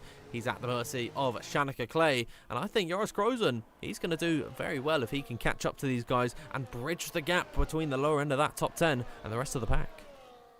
He certainly will. I mean, he has got a penalty. Donoso also gets gets his first 3-second penalty, but of course with the gap to Jake Benham being 3.5 seconds, that does mean Joris Krozen will get a net P7 at least here in this Grand Prix, which is certainly what he would be happy with, considering he's a tier 2 driver in that championship fight, not always here in tier 1, as we do see Ron Hara ahead of Ishmael Fassi heading down to turn 12, and further ahead, as we was watching earlier on, Shanika Clay now looking to close in, but he goes into the pit lane. Brendan Lee goes into the pit, so now we're seeing that 2-stop come into play. Intermediate to intermediate tyre. Donoso, Benham's going in. We've got Fassi, many people heading into the pits now. And we saw last time, once we went from the dries to the inters, of course, the intermediate tyres being better at that time. We've got some people moving up so many positions. We've got people on the new inters. We'll see how many positions they can make on those who is still yet to pit. And we'll see if anyone tries to go for that one-stopper and doesn't bother pitting at all. I wonder if the likes of Thomas Ronhar and Julian Klafferbach are actually going to try and go to the end of this race. They've got, well, I mean, they've lost a lot of time considerably. They pitted later, didn't they? They did. They've got 10-lap old tyres at the minute. I think Reese Linton and Brendan Lee, and they were on about, 13-lap older intermediate tyres, so only 3 laps older, really. So it's not, or sorry, 4 lap older tyres, so it's really not that big of a difference. But I wonder, is Thomas Ronhart and Julian Klaffenbach going to try and go to the end of this race? I'm not too sure if that is going to work out, and I just think the pace difference that Brendan Lee, Reece Linton and Tom Manley, once he comes into the pits, they have, that is going to be quite considerable. So we'll have to wait and see. Of course, we're about two-thirds of the way through in this, well, almost two-thirds of the way through in this race, Nathan. Still all to play for. It certainly is. We'll see if anyone else pits this lap around. Tom Manley continues on. So does Pookie. Will Lewis, though, goes into the pit lane. And we'll see. Many of the people stay out. What about Thomas Ronhart? No, he stays out as well. So, yeah, we're seeing the pit stops here from the Inters being quite spread out. Obviously, normally you'd expect everyone to be in by 1 or 2 laps, but most people looking to continue on here at the moment, as we do see Longgate closing in on Crozen, as we'll see. Will Lewis, where will he compare to Brendan Lee? It's going to be it's going to be a big gap, isn't it? Back to Brendan Lee for Will Lewis over, what's that going to be, 2 seconds, nearly 3. Shanika Clay gets a move as well. So these on the overcut now could be a little bit of a disadvantage here. Absolutely, I think the tyre wear really is coming into it now on lap number 22 of 36. It's been a slow burner, definitely, this race, due to the fact that we are now in the intermediate conditions, and it just looks like the rain is getting heavier and heavier with every single passing lap here. I think that is why my PC is struggling at the minute. I've got a pretty good computer. It's got a decent graphics card, so it should be able to handle all of this, but if it does get really bad, I guess I'll turn down my graphics settings. If anyone knows as well how to immediately boost FPS, please do let me know in the live chat. It seems like things are okay. I don't know. Yeah, but it shouldn't be a problem throughout the entire rest of this race. Will Tom Manley come into the pits this time? He's happy to stay out. What about Pookie? Also happy to stay out. Thomas Ronhart gets a 3-second penalty for multiple warnings. Joris Crozen is into the pit lane. Thomas happy to stay out. So is Julian. So is Lucas. So it seems like the grid is really divided, Nathan, on what the best strategy is. They are, but look at Brendan Lee. If you let's get the gap to leader quickly. He's only 19 seconds off the lead. So he's not that far from those who are in that, upper part of the top 10, such as Ronhart down. He's only 9 seconds off the top 4. So if this doesn't work out for Brendan Lee in terms of getting back up to the lead or into P2, we can still get a decent top 5, top 6 here possibly in this Grand Prix. So it will be interesting to see which strategy will work better. But I've got to say, I don't think it's a full blunder on strategy for those who are pitted, because so many people have. I think it will be more a case of unluckiness, or just the fact it just didn't work on this occasion. As just looking at the gap at the front, Tom Manley is flying at the moment. But then again, do you think in his position maybe it's best for him to pit because of having that risk at the end, because of how much he's pushing now? I don't know. It's a difficult call for Tom Manley. And if he does pit, he probably will be behind Brendan Lee and Reece Linton. But I wouldn't think it's all that much. As having a look at the gap to the leader, Brendan Lee most certainly is closing to the rear of Tom Manley, who will come into the pit lane this time by at the end of lap number 23. And so there it is, your race leader into the box. And we'll see where he comes out in regards to his race competitor for the win. Is it going to be Tom Manley or Brendan Lee? Or maybe is Reece Linton going to pull off a shock performance? Let's watch Brendan Lee here. We'll ride on board with the 2-time F1 Sim Racing champion as he comes down that start-finish straight. And we'll look to the right-hand side. No Tom Manley whatsoever in your picture. We'll ride on board. Well, we'll have a look at Tom Manley. You'll see the gap to Reece Linton behind. Only 2 seconds. It's decent and it's very workable for Tom. It is, and I was looking at Brendan Lee earlier on. His gap to Jan Watme was just over 5 seconds. It's now 2.8, 2.7. So the lap times are coming down considerably, and that is, of course, because of a 10-lap tie difference here between Jan Watme and those above, and Brendan Lee, who's doing a brilliant job so far. And you wouldn't think, would you, Dan, that obviously there's such a big tie disparity between the two. Watme has probably got to pit again, and his rival in the championship, in the lead of the race, is only 2.5 seconds behind. Yeah. So this is just not gone well at all for Jarno Watme. I'm not sure if it's because I know he said he was feeling unwell a couple of days ago. I'm not sure if it's to do with that, or just maybe just hasn't got himself into the flow this evening because he's been nowhere, and the chances of him to scoring points are absolutely nil. I don't think there's any possibility here for him unless we have some sort of safety car intervention or some large crashes and penalties. So It's just going to be damage limitation at this point, hasn't it, for Jarno Opmeer? Jarno Opmeer really is struggling in this race, and we were looking at the gap between Brendan Lee and Tom Manley coming down, but we don't actually consider how quick Tom Manley is. So that really isn't the best judge of pace as Duncan Hoffman comes into the pit lane. That's not the greatest judge of pace, given how bloody quick Tom Manley actually is. Brendan Lee is catching the guys ahead of him a lot quicker than he was catching Tom Manley, and you can already see now 1.5 seconds is the gap between Brendan Lee and Jarno Opmeer. This is most certainly a 2-stop race because those tyres are not getting any better. 14 laps for the most of the grid, 13 for Ronhaar and Klaffenbach. They are not going to get any better towards the end of this Grand Prix, Nathan. You've got to come into the pit lane sooner rather than later, in my opinion. Definitely, because Brendan Lee can see Jarno Opmeer in his sights, and of course with the rain getting worse, that means older tyres are going to be really bad in these conditions. Gap to leader now, it is 11 seconds. Yeah, you've got no chance. You need to pit. Pookie, I don't think has played this right, along with all those who are still yet to pit. But then again, they might be hoping that they can have a big tyre disparity once they come in and come out and then try and catch back up. But they've got that many cars they've got to pass. It's going to be so difficult. I mean, Hoffman was P6, who's just ahead, I think, of John Evans. He's came out in P17. He's got a lot of cars to pass and only 4 lap better tyres, so it's going to be difficult for him in this position to try and move forward as we head our way through the Forest Sol in towards the Peril Tarda. Is Van Pookie pit? No. Nicholas Longe stays out. Ronhaar, Blake. So they're all staying out here. And the key thing is you've got Longe, Ronhaar and Blakely. 3 of the quickest drivers in this league, all choosing to stay out. It's a very interesting decision. Here is Brendan Lee on the back of Jarno Opmeer, and the difference in pace just in the straight line is massive, and that is all down to, well, the slipstream and the ERS usage from Brendan Lee, but also the exit that Brendan Lee was able to get onto that straight. He uses the overspeed, he gets himself into P6. We'll see him now try and close to the rear of Julian Klaffenbach. I think what Brendan is most thankful for in this fight up the order again is that there is no massive gaggle of cars. You know, there's no train of 5, 6 guys. It's all 1 and 2s. So he is able to pick these guys off one by one without using up too much of his resources, without taking too much of a risk. So Brendan Lee is in a fantastic position heading to the end of this race. This time by, as Lucas Blakely gets himself a 3-second time penalty. This time by, it is 10 laps to go. The gap to the leader is less than 10 seconds. So Brendan Lee needs to catch up just under a second a lap here to Istvan Pookie with 10 lap fresher tyres. I think it's easy work for him. He does. So I'm just watching there the gap to leader as Brendan Lee heads into the Forest Sol. It's 9.5. We'll head our way into the hairpin. And then, of course, get back on the peril on the exit through into the Peril Tarda. He's already gained 2. He's already gained 3 tenths there alone. You know, the lap times are flying down as we do see Blakely head into the pit lane now, of course, with the penalty. Will also be very unlikely for him to score any points here in this Grand Prix. We head our way back down to turn number 1. Pookie leads as Ronhaar goes up into second ahead of Longay. But Brendan Lee not that far behind now. The gap 9 seconds to the leader. He's about 8 tenths back now from Julian Klaffenbach in 4th. As Ishmael Fassi gets a 10 seconds for speeding in the pits, and well, the commentator's curse back once again. Well, my prediction's doing all right now.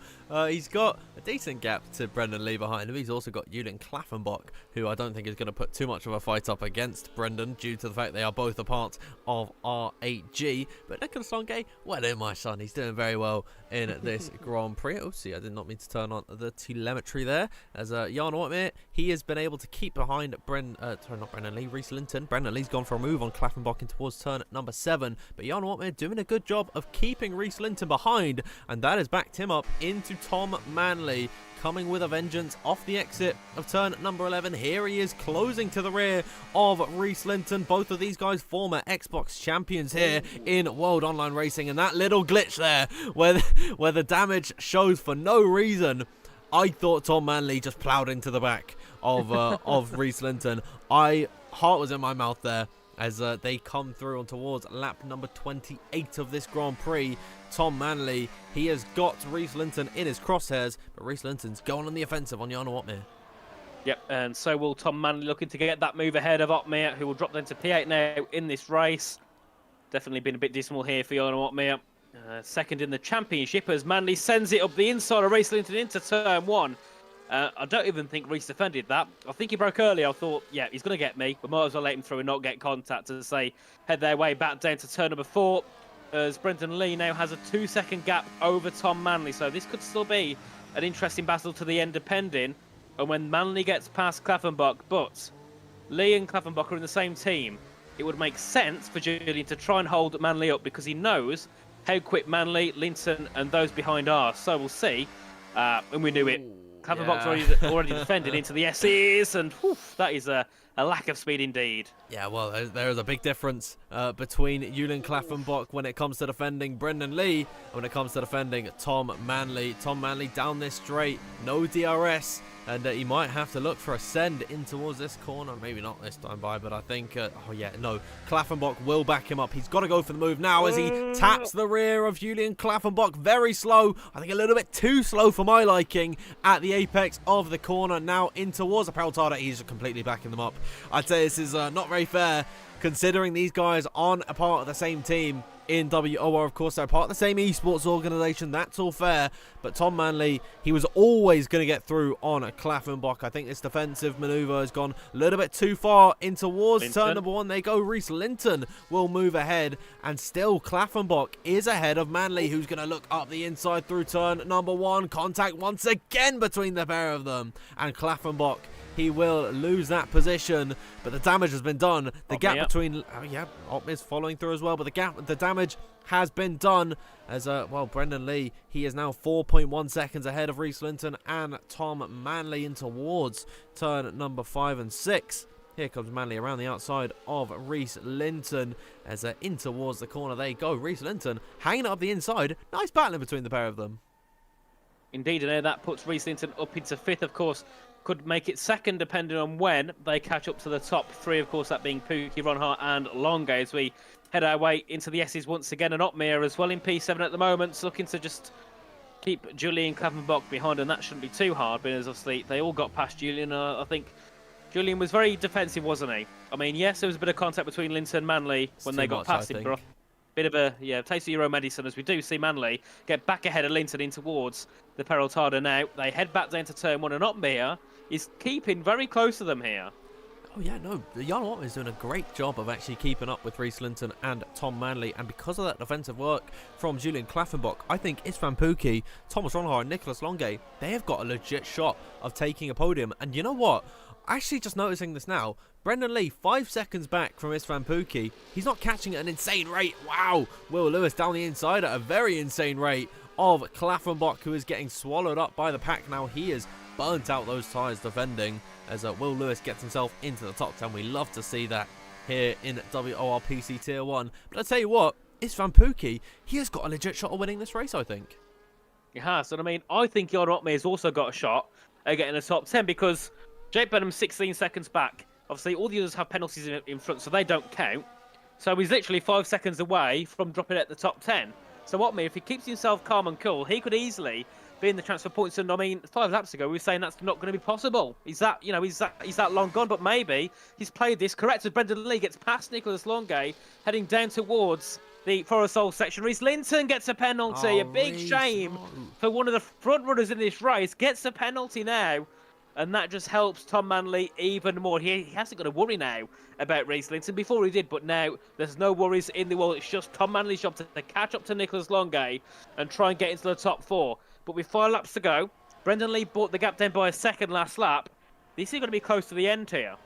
Absolutely will be. Thomas Ronhoff, of course, with a 3-second time penalty, he is already going to be behind his Kick Sauber teammate. And I wonder, are we going to see the same tactical deployment as Jan Ott is losing a couple of places? He will let Will Lewis and Shanika Clay go on through. Joris Krozen is looking to the outside of his Kick Sauber teammate. These two have the exact same livery, even down to the sponsors. They've got the exact same car. Fabrizio Donoso will look beneath the pair of them. Nice move there from the Chilean. Ever the opportunist gets himself into the top 10. In terms of the penalties, all 3 of these guys have got 3-second time penalties, so they're going to lose their position to Jake Benham anyways. But it's good to see them fighting.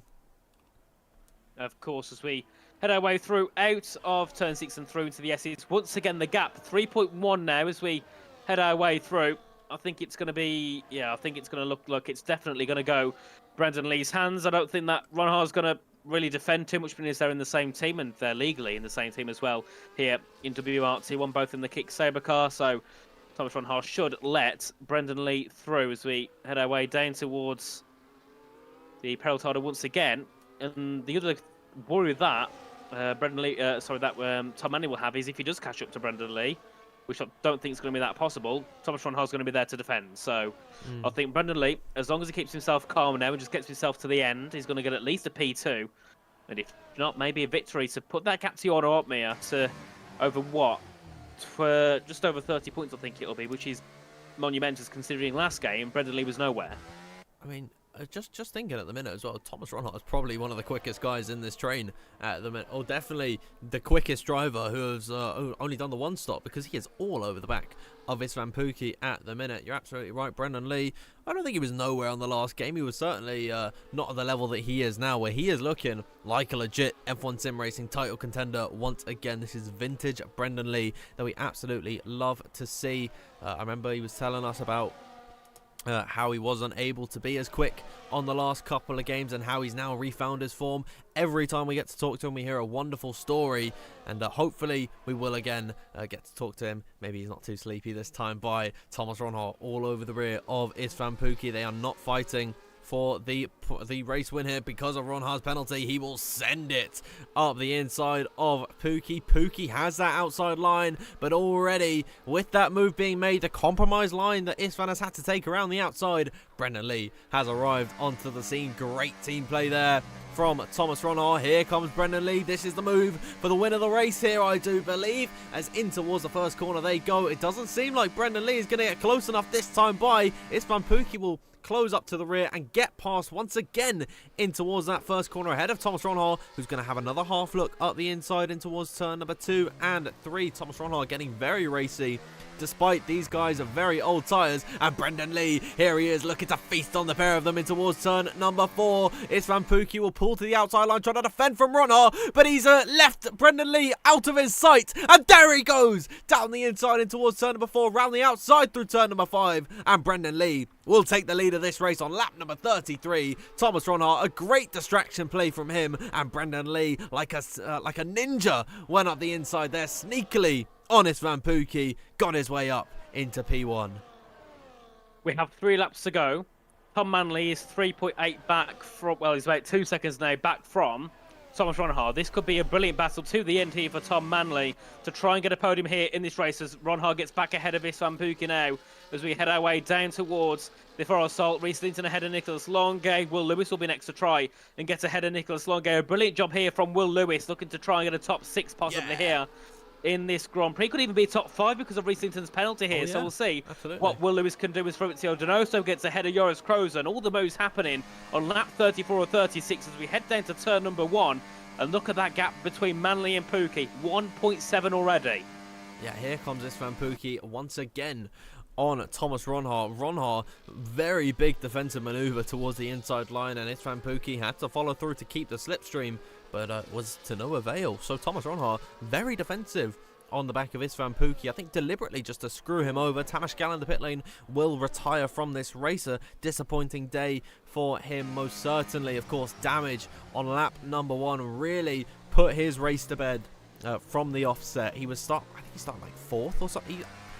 Was Tamas Gal on the front row of the grid? He might have been. Yeah, he was. Definitely. Yeah, he was on the front row alongside Tom Manley. And that damage in towards turn number 1 just ruined his race from the start. It really does go to show how punishing this PC Tier 1 grid can be. Tamas Gal, disappointing to see him out of the race, Nathan. Definitely. I mean, he had damage, didn't he, on lap 1, and of course that just tumbles him down to P15, P16. Didn't get the strategy right, and definitely an unfortunate one indeed for the young Hungarian as we head our way down to the Forest Hole once again. And Manley is on the back of Pukki already. Oh my god, yeah, no, Thomas Ronhaar defending from Istvan Pukki has just allowed for Tom Manley to completely... Yeah, well, I think Nicholas Longay might have had some sort of incident. Jake Benham gets a 3-second time penalty. Here comes Tom Manley up the inside of Istvan Pukki, wheel to wheel, and actually Istvan is going to be able to pull ahead ever so slightly in towards now turn number 1. They go back in the slipstream, back on the battery, and Tom Manley deep on the brakes ahead of Istvan Pukki, gets himself into P3. Now with the penalties applied, that's P2 for him. It certainly is. And now, what can Manley do against Ronhar? I mean, I don't think that Thomas can put up too much of a defence, but we'll see what he chooses to do. I think, well, he'll get the position anyway because of the penalty, but we'll see. Can Manley find that move as we head our way into turn number 6 now? And then, of course, just heading through, of course, lots of backing up here from Thomas Ronhar at the moment. And Manley's just going to have to go for it into the S's section. To the inside goes Manley into second place. Ronhar's going to defend it as we head our way through. And Ronhar still looks to try and take that second position. Back to the inside and to the end of the S's. Whoa. And Tom Manley gets that second place. Goes wide and Ronhar goes back through. Oh, ahead of Tom Manley. And that was naughty there from Ronhar. Yeah, Ronhar pulling across the face of Tom Manley there. In towards now the stadium section for the penultimate time in this race. This is not over for the fight for second. Thomas Ronhar giving it everything, trying to keep Tom Manley behind. It is invited Istvan Pukki, it's invited Reese Linton, it's invited Will Lewis as well. Come on, lads, onto the final lap of this Grand Prix. Istvan Pukki on the rear of Thomas Ronhar, who's going on the attack of Tom Manley. What can be done for Thomas Ronhar? He'll look up the inside and towards turn number 1. No real defense available there for Tom Manley, as Istvan Pukki, he is closing to the rear, but it doesn't seem like he's all too bothered with the move at the minute. I wonder, Nathan, can this penalty get removed for Ronhar? If it can, that could explain why he's defending so harshly as we head our way back down to turn 4 now, the final time into turn 4. Manley has to brake later, but he sends Ronhar deep as we head our way to turn 5. Bit of a slide from Manley as we head our way through, bit of tyre hook in there, bit of contact as we heading towards turn number 6 now. And as we have a bit of an incident further back, I think that was Uppbeat having a bit of a spin or someone further down the field as we head our way to turn 7 once again. Oh. Manley up the inside of Ronhar, there's contact as they head their way through into turn number 7 and Ronhar back into second place.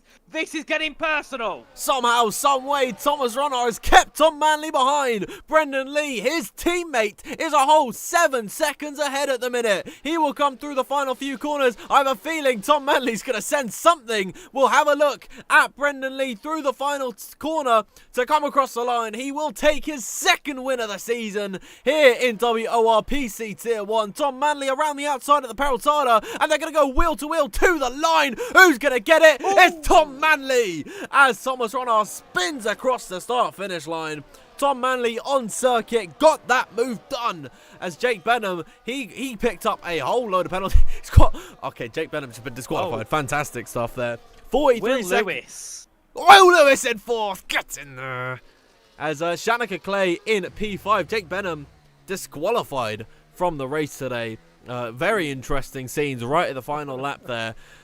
Some questionable defending from Thomas Ronhar. Brendan Lee wins the Driver of the Day award. What a race from him to take victory in Mexico in some dominating fashion.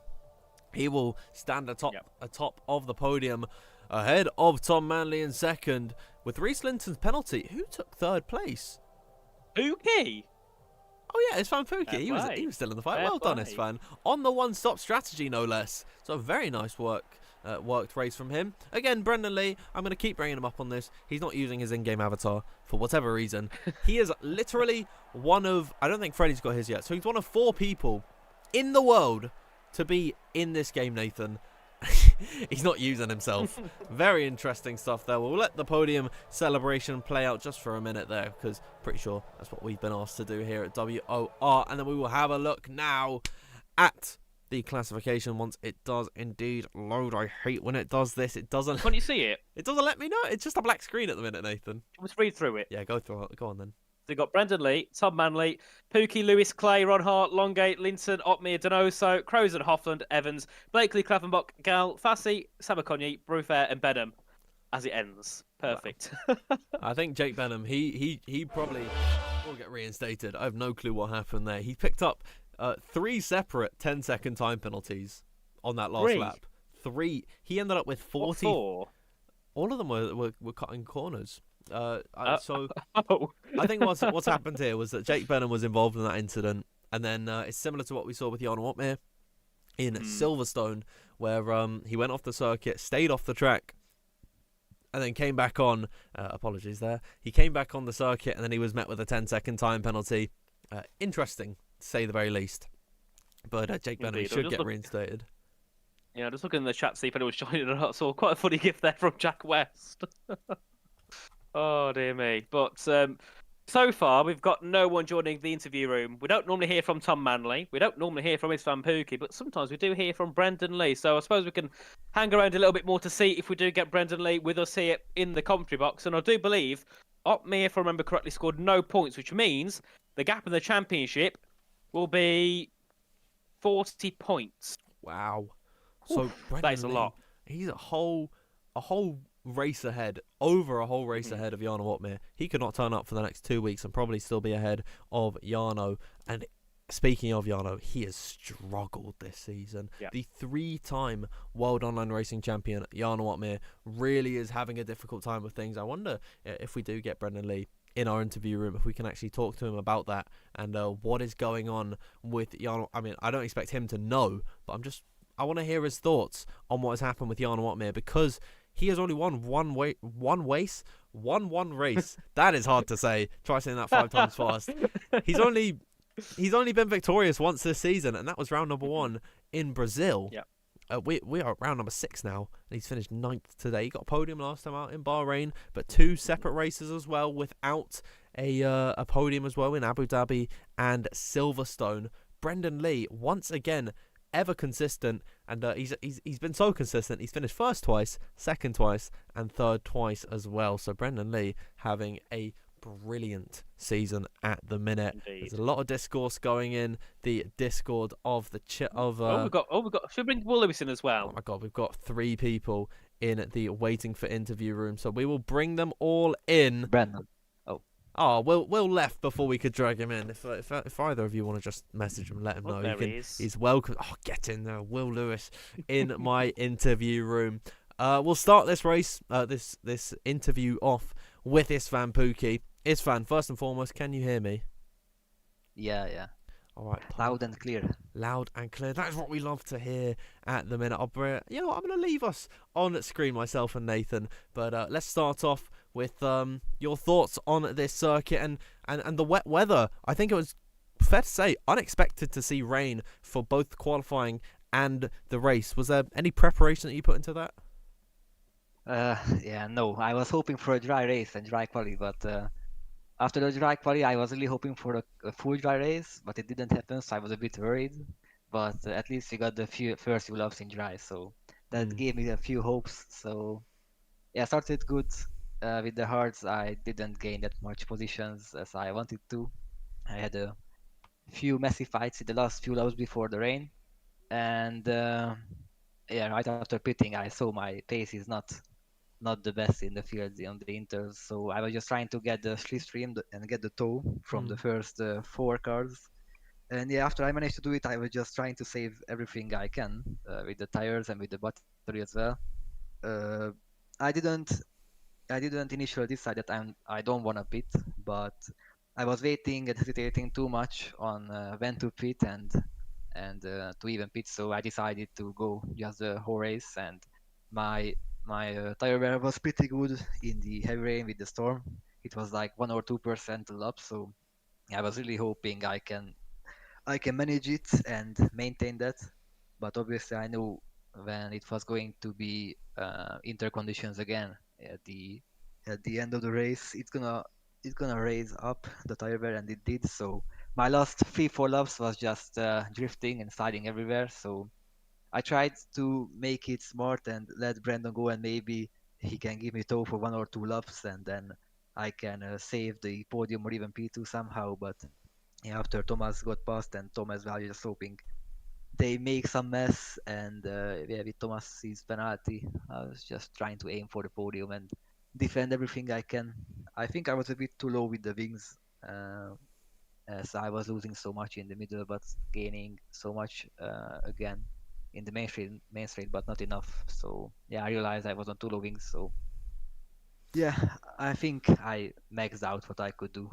Yeah. Well, I mean, unfavourable conditions from what you're describing, but it ended up working out in the end. And he ended up on the podium, I think, a lot due to the battle between Thomas Ronhart and Tom Manley. Of course, you had the best seat in the house for that one there. And it got quite racy at some points. It wasn't the cleanest fight in the world. Is there any opinion from yourself there? Um, to be honest, I was watching only with half of my eyes because I had always someone in my back as well, and hoping and oh, I was just managing to avoid them because at some point they were really almost stopping on the apex and yeah, trying to figure out what the other one does. So I didn't really pay that much attention what's really going on ahead. I was trying to make the best out from it for myself. But yeah, I have to watch it back as well. Yeah, well, you came out with a podium, so really well done from you. That's your first this season. Is that the first of many to come? Yeah, if it keeps dry, then I hope so. Yeah, with the rain, I don't know. Need to make weather setups and practice or whatever. I mean, next race we are headed to Saudi Arabia, and that is arguably like Perez with Baku. Those are your streets in Jeddah. I mean, you're fantastic at that circuit. Surely we can expect to see you back here next week. Yeah, I hope so. Maybe a bit higher with the steps, but but yeah, any podium, I'm really happy with. Love So that. yeah. Well, that's all from me. Thank you very much, Nathan. Anything you want to say to us, fan here? No questions, but of course, congratulations on the P3 after a hard-fought strategy there. I thought at the end, I thought you was going to drop down quite quickly and you was going to be at the top 10, but you fought quite hard and got that third in the end, and well, maybe even higher if we get any Stewards inquiries afterwards. So, congratulations on that one, mate, and thanks for joining us here for an interview. Yeah, thank you guys, and congrats to the other ones as well on the podium. Thank you. Bye bye. Bye. Yeah, unfortunately, we've not got Tom Manley in the interview room, but we do have Mr. Will Lewis. We'll save Brendan Lee for last there. Will, are you here, my friend? Of course I am, Dan. Always here for you, mate. This is making my heart melt. I've not had the opportunity to speak to you in a very, very long time. But I tell you what, fantastic race from yourself. Just all in all, what's your thoughts on this track? Yeah, I mean, always gone well round here, but to be honest, this was probably the first year that I've gone into practice and actually didn't have pace. I was struggling quite a lot compared to some other guys. But luckily, my risky Q1 retire came off, so it wasn't too bad.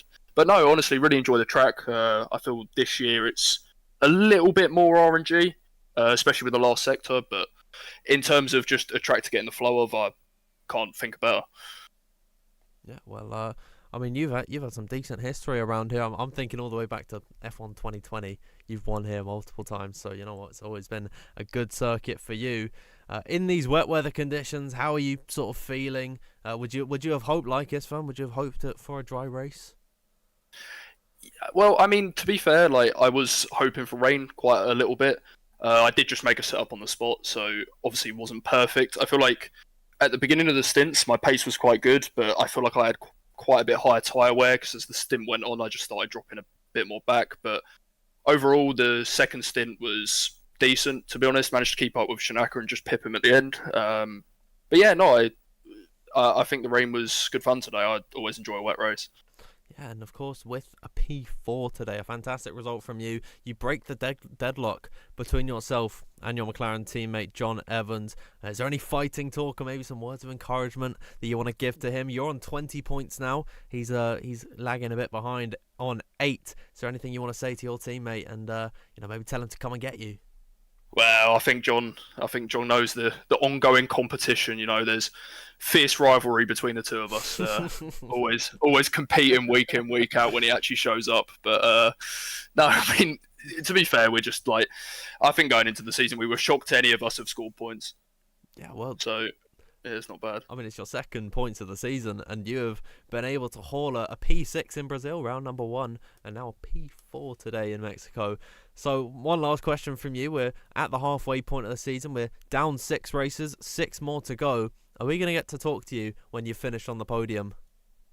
Look, to be honest with you, before today, the general feeling was I absolutely honk at this game. But after today, I mean, I think it's more a case of I have to actually start putting the laps together because the overall pace isn't bad, but I'm just struggling to do it all in one. So I'm hoping that once I start stringing it together, I can start appearing in Q3 and battling for the top spots a bit more. Well, I'd love to see that in the future. That's all from me. Nathan, anything you want to say to Will here? Of course, congratulations, Will. Wasn't quite the podium, but it's close enough. Tom wasn't here, so you can jump in instead we'll have it the podium interview, even though you're fourth. But Obviously, good thing for you now is you're ninth in the championship, so you're in the top 10. Fantastic news. And only Absolutely two, fantastic. only 2 point score, so that makes it even better. So maybe we're going to see Yeah. a top 5. We're going to see a top 5 from you this season. I mean, to be fair, it would have been nice if I didn't absolutely smash into the back of Lucas at Silverstone. That would have been like a top 6. So that was fantastic. But no, to be honest, it's gone a lot better than I thought it would. So I'm not going to complain. But I'll let you guys talk to Brendan. I've come for my moment of shine anyway. Have a good one, mate. Thanks for Yeah. joining us. No worries. Have a good one, boys. Yeah, thank you, Will, for coming in. I love to get to talk to him. It's been a while since I've got to interview Will in the podiums, but of course he didn't actually finish on the podium. We do have one more driver who did finish on the podium tonight, and he finished at the very top of it. Brendan Lee, welcome in once again this season. Yeah, no, it's done all right. I'm very happy with that one, and Will's always a legend, so it was always nice to listen to him before. Yeah, you just get to get to hear him chat, utter can't really say the next word on that one, but I think you can maybe pull up the picture. He just gets to waffle, that guy. But let's have a think about your season so far. Heading into this one, of course, you were clear of Jarno Opmeer. He has been able to pull off a P9 today. The win from yourself means that you are now 38 points clear at the top. How are you feeling after that one? Yeah, it feels really good. I want to give credit also to the engineering team behind the scenes, because yeah, this was really a race that we did good in terms of picking the wing to go into the race with, because of course it was dry and wet, and then really extreme with the wet and having to manage that. And the engineers behind the scenes made the perfect call at the perfect time, gave me the track position, and then we was able to capitalize on that and use the slightly lower wings to effect about like 7 seconds at the end. And a lot of that just came from managing the tires in the middle, having good information, making the pit stop at the right time, and then using that straight line speed advantage to cut through the traffic ASAP. Yeah, well, absolutely. I mean, it's good to see, of course, you're always giving credit to the team, but I mean, you got to give it to yourself as well. This is now your 6th race this season, 6th time on the podium, and I do like your consistency. You've finished first twice, second twice, and third twice, but you've been getting better and better every single week. Heading into the final parts of the season, are we going to see another 100% podium record from yourself? I would like to think so. That'd be very nice. Yeah. But of course, I take it race by race. I have to give now the boring answer to the part of it. We take it race by race and manage it by the situation. But yeah, I'm focused on that consistency. But taking a 100% podium rate would be delicious. Let's put it that way. It would be sublime. And heading into Saudi Arabia next week, of course, we were hyping up Isfan in his interview. How are you feeling around that circuit? Yeah, I feel good. I'm really feeling a good stride. We did a league race there not too long ago as well, so a good baseline setup to work forward with. And yeah, I'm sure we'll work hard behind the scenes with the team to maximize the situations we have and to be as close to the walls as possible, and to have a very nice dance around the streets of Saudi. Yeah, it's going to be incredibly fun seeing you under the lights, hopefully in some nicer conditions than what we saw this evening. But one more thing from me, actually, just a touch on the fans at this point. Of course, you are one of the most highly regarded, highly popular drivers on the F1 sim racing grid, and the support from you in the live chat here in WOR is immense every single week. Is there anything you want to say to your adoring fans at home? Adoring is a really nice word for it. I just want to say thank you, because of course we're not to F1 esports yet, so not to get ahead of myself or ahead of ourselves, but coming back in a really good way to have constant and positive support over these many years, building up a fan base that is not toxic, is positive, is in a nice way, really means the world to me. And to see people come out in force and to be supporting, like looking over on my chat, like in the second to last laps, basically, and just seeing like the support pouring in. It's something that I'm, let's say, sometimes a bit like shy on to talk about how much it means to me, because I don't want it to seem like cringy sometimes. But really, on the days that it elevates me, brings me to another level, and constant positivity is something that, to be honest, I can't really put into words because I'm just very, very, very grateful for them. What a man of the people is Brendan Lee. I've got a big smile plastered across my face after that answer. Really well done once again. That's all from me. Nathan, anything you want to ask? Well, here. I've been bullied in the chat. I have to ask a question. So I've thought of one off the top of my head. So obviously, we're not going to be that far away from esports. Of course, normally we're looking at November, December, January time. So it's definitely not that far away.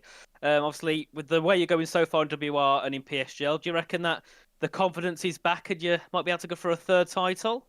That's the goal. I feel like the way I'm going at the moment can be challenging there to make the third championship a real fight. And that's the goal. And in a summary, yes, I believe we can. Of course. So, well, that's all from me. So thank you, Brendan, for joining us. It's been a pleasure to have you here. And I also saw in the chat people talking about chocolate. So you still got your hate for bounties? Do you still absolutely hate them as much as you did before? With a passion, mate. With a passion. Yes. So definitely no bounties on the Christmas list then. Oh, mate. In the If bin. someone got me a bounty, like, I would reconsider my relationship with them.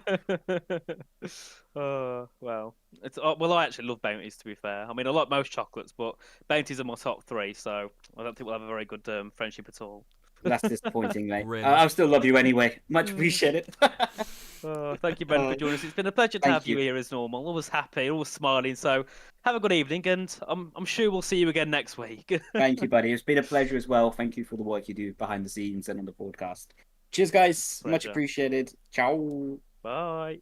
Wow, thank you very much to Brendan Lee. A class act. As always, I saw someone dropping in the live chat. Completely agree with you there.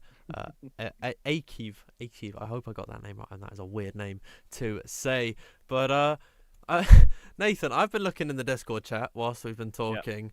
I just want to touch on one thing about Jake Benham and his disqualification.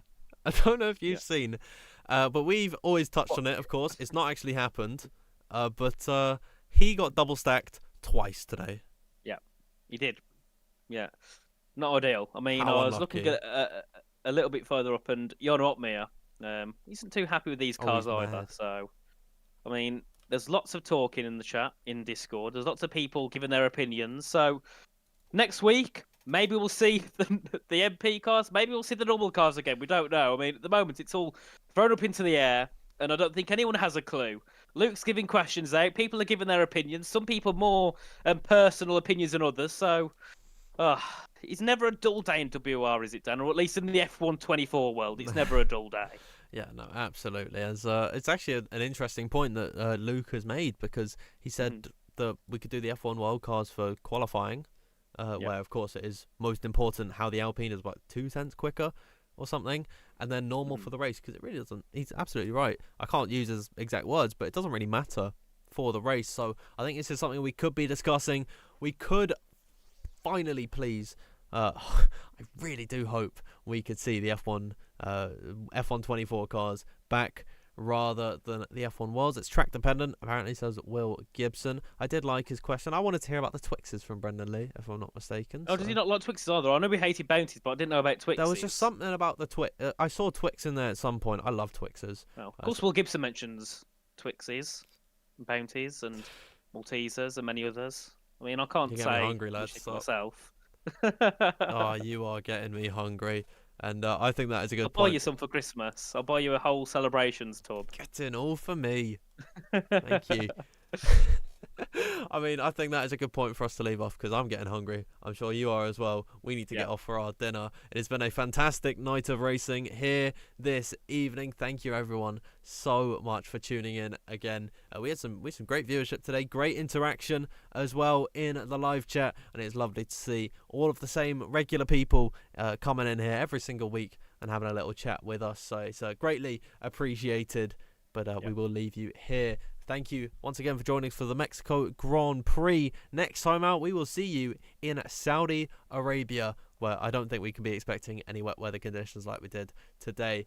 Keeping our fingers crossed it is possible on this F1 24 game, but you're going to have to wait until next Sunday to find that out. So from us here, thank you everyone once again. If you haven't already, make sure you've liked this stream and subscribed to the World Online Racing YouTube channel. And if you want to follow us on all of our socials, it is we could do WOR League on Twitter, and then World Online Racing F1 on TikTok. If you want to follow myself on Twitter, you can find myself at DanfieldF1_. If you want to follow Nathan, it is RichieF1 with the I's replaced by a 1. That is everything we have got covered this evening. Brendan Lee takes another win and another podium. It's a 6-6 podium record that he's got so far this season. Can he continue that next time out? We'll have to wait and see. But for now, thank you and good night.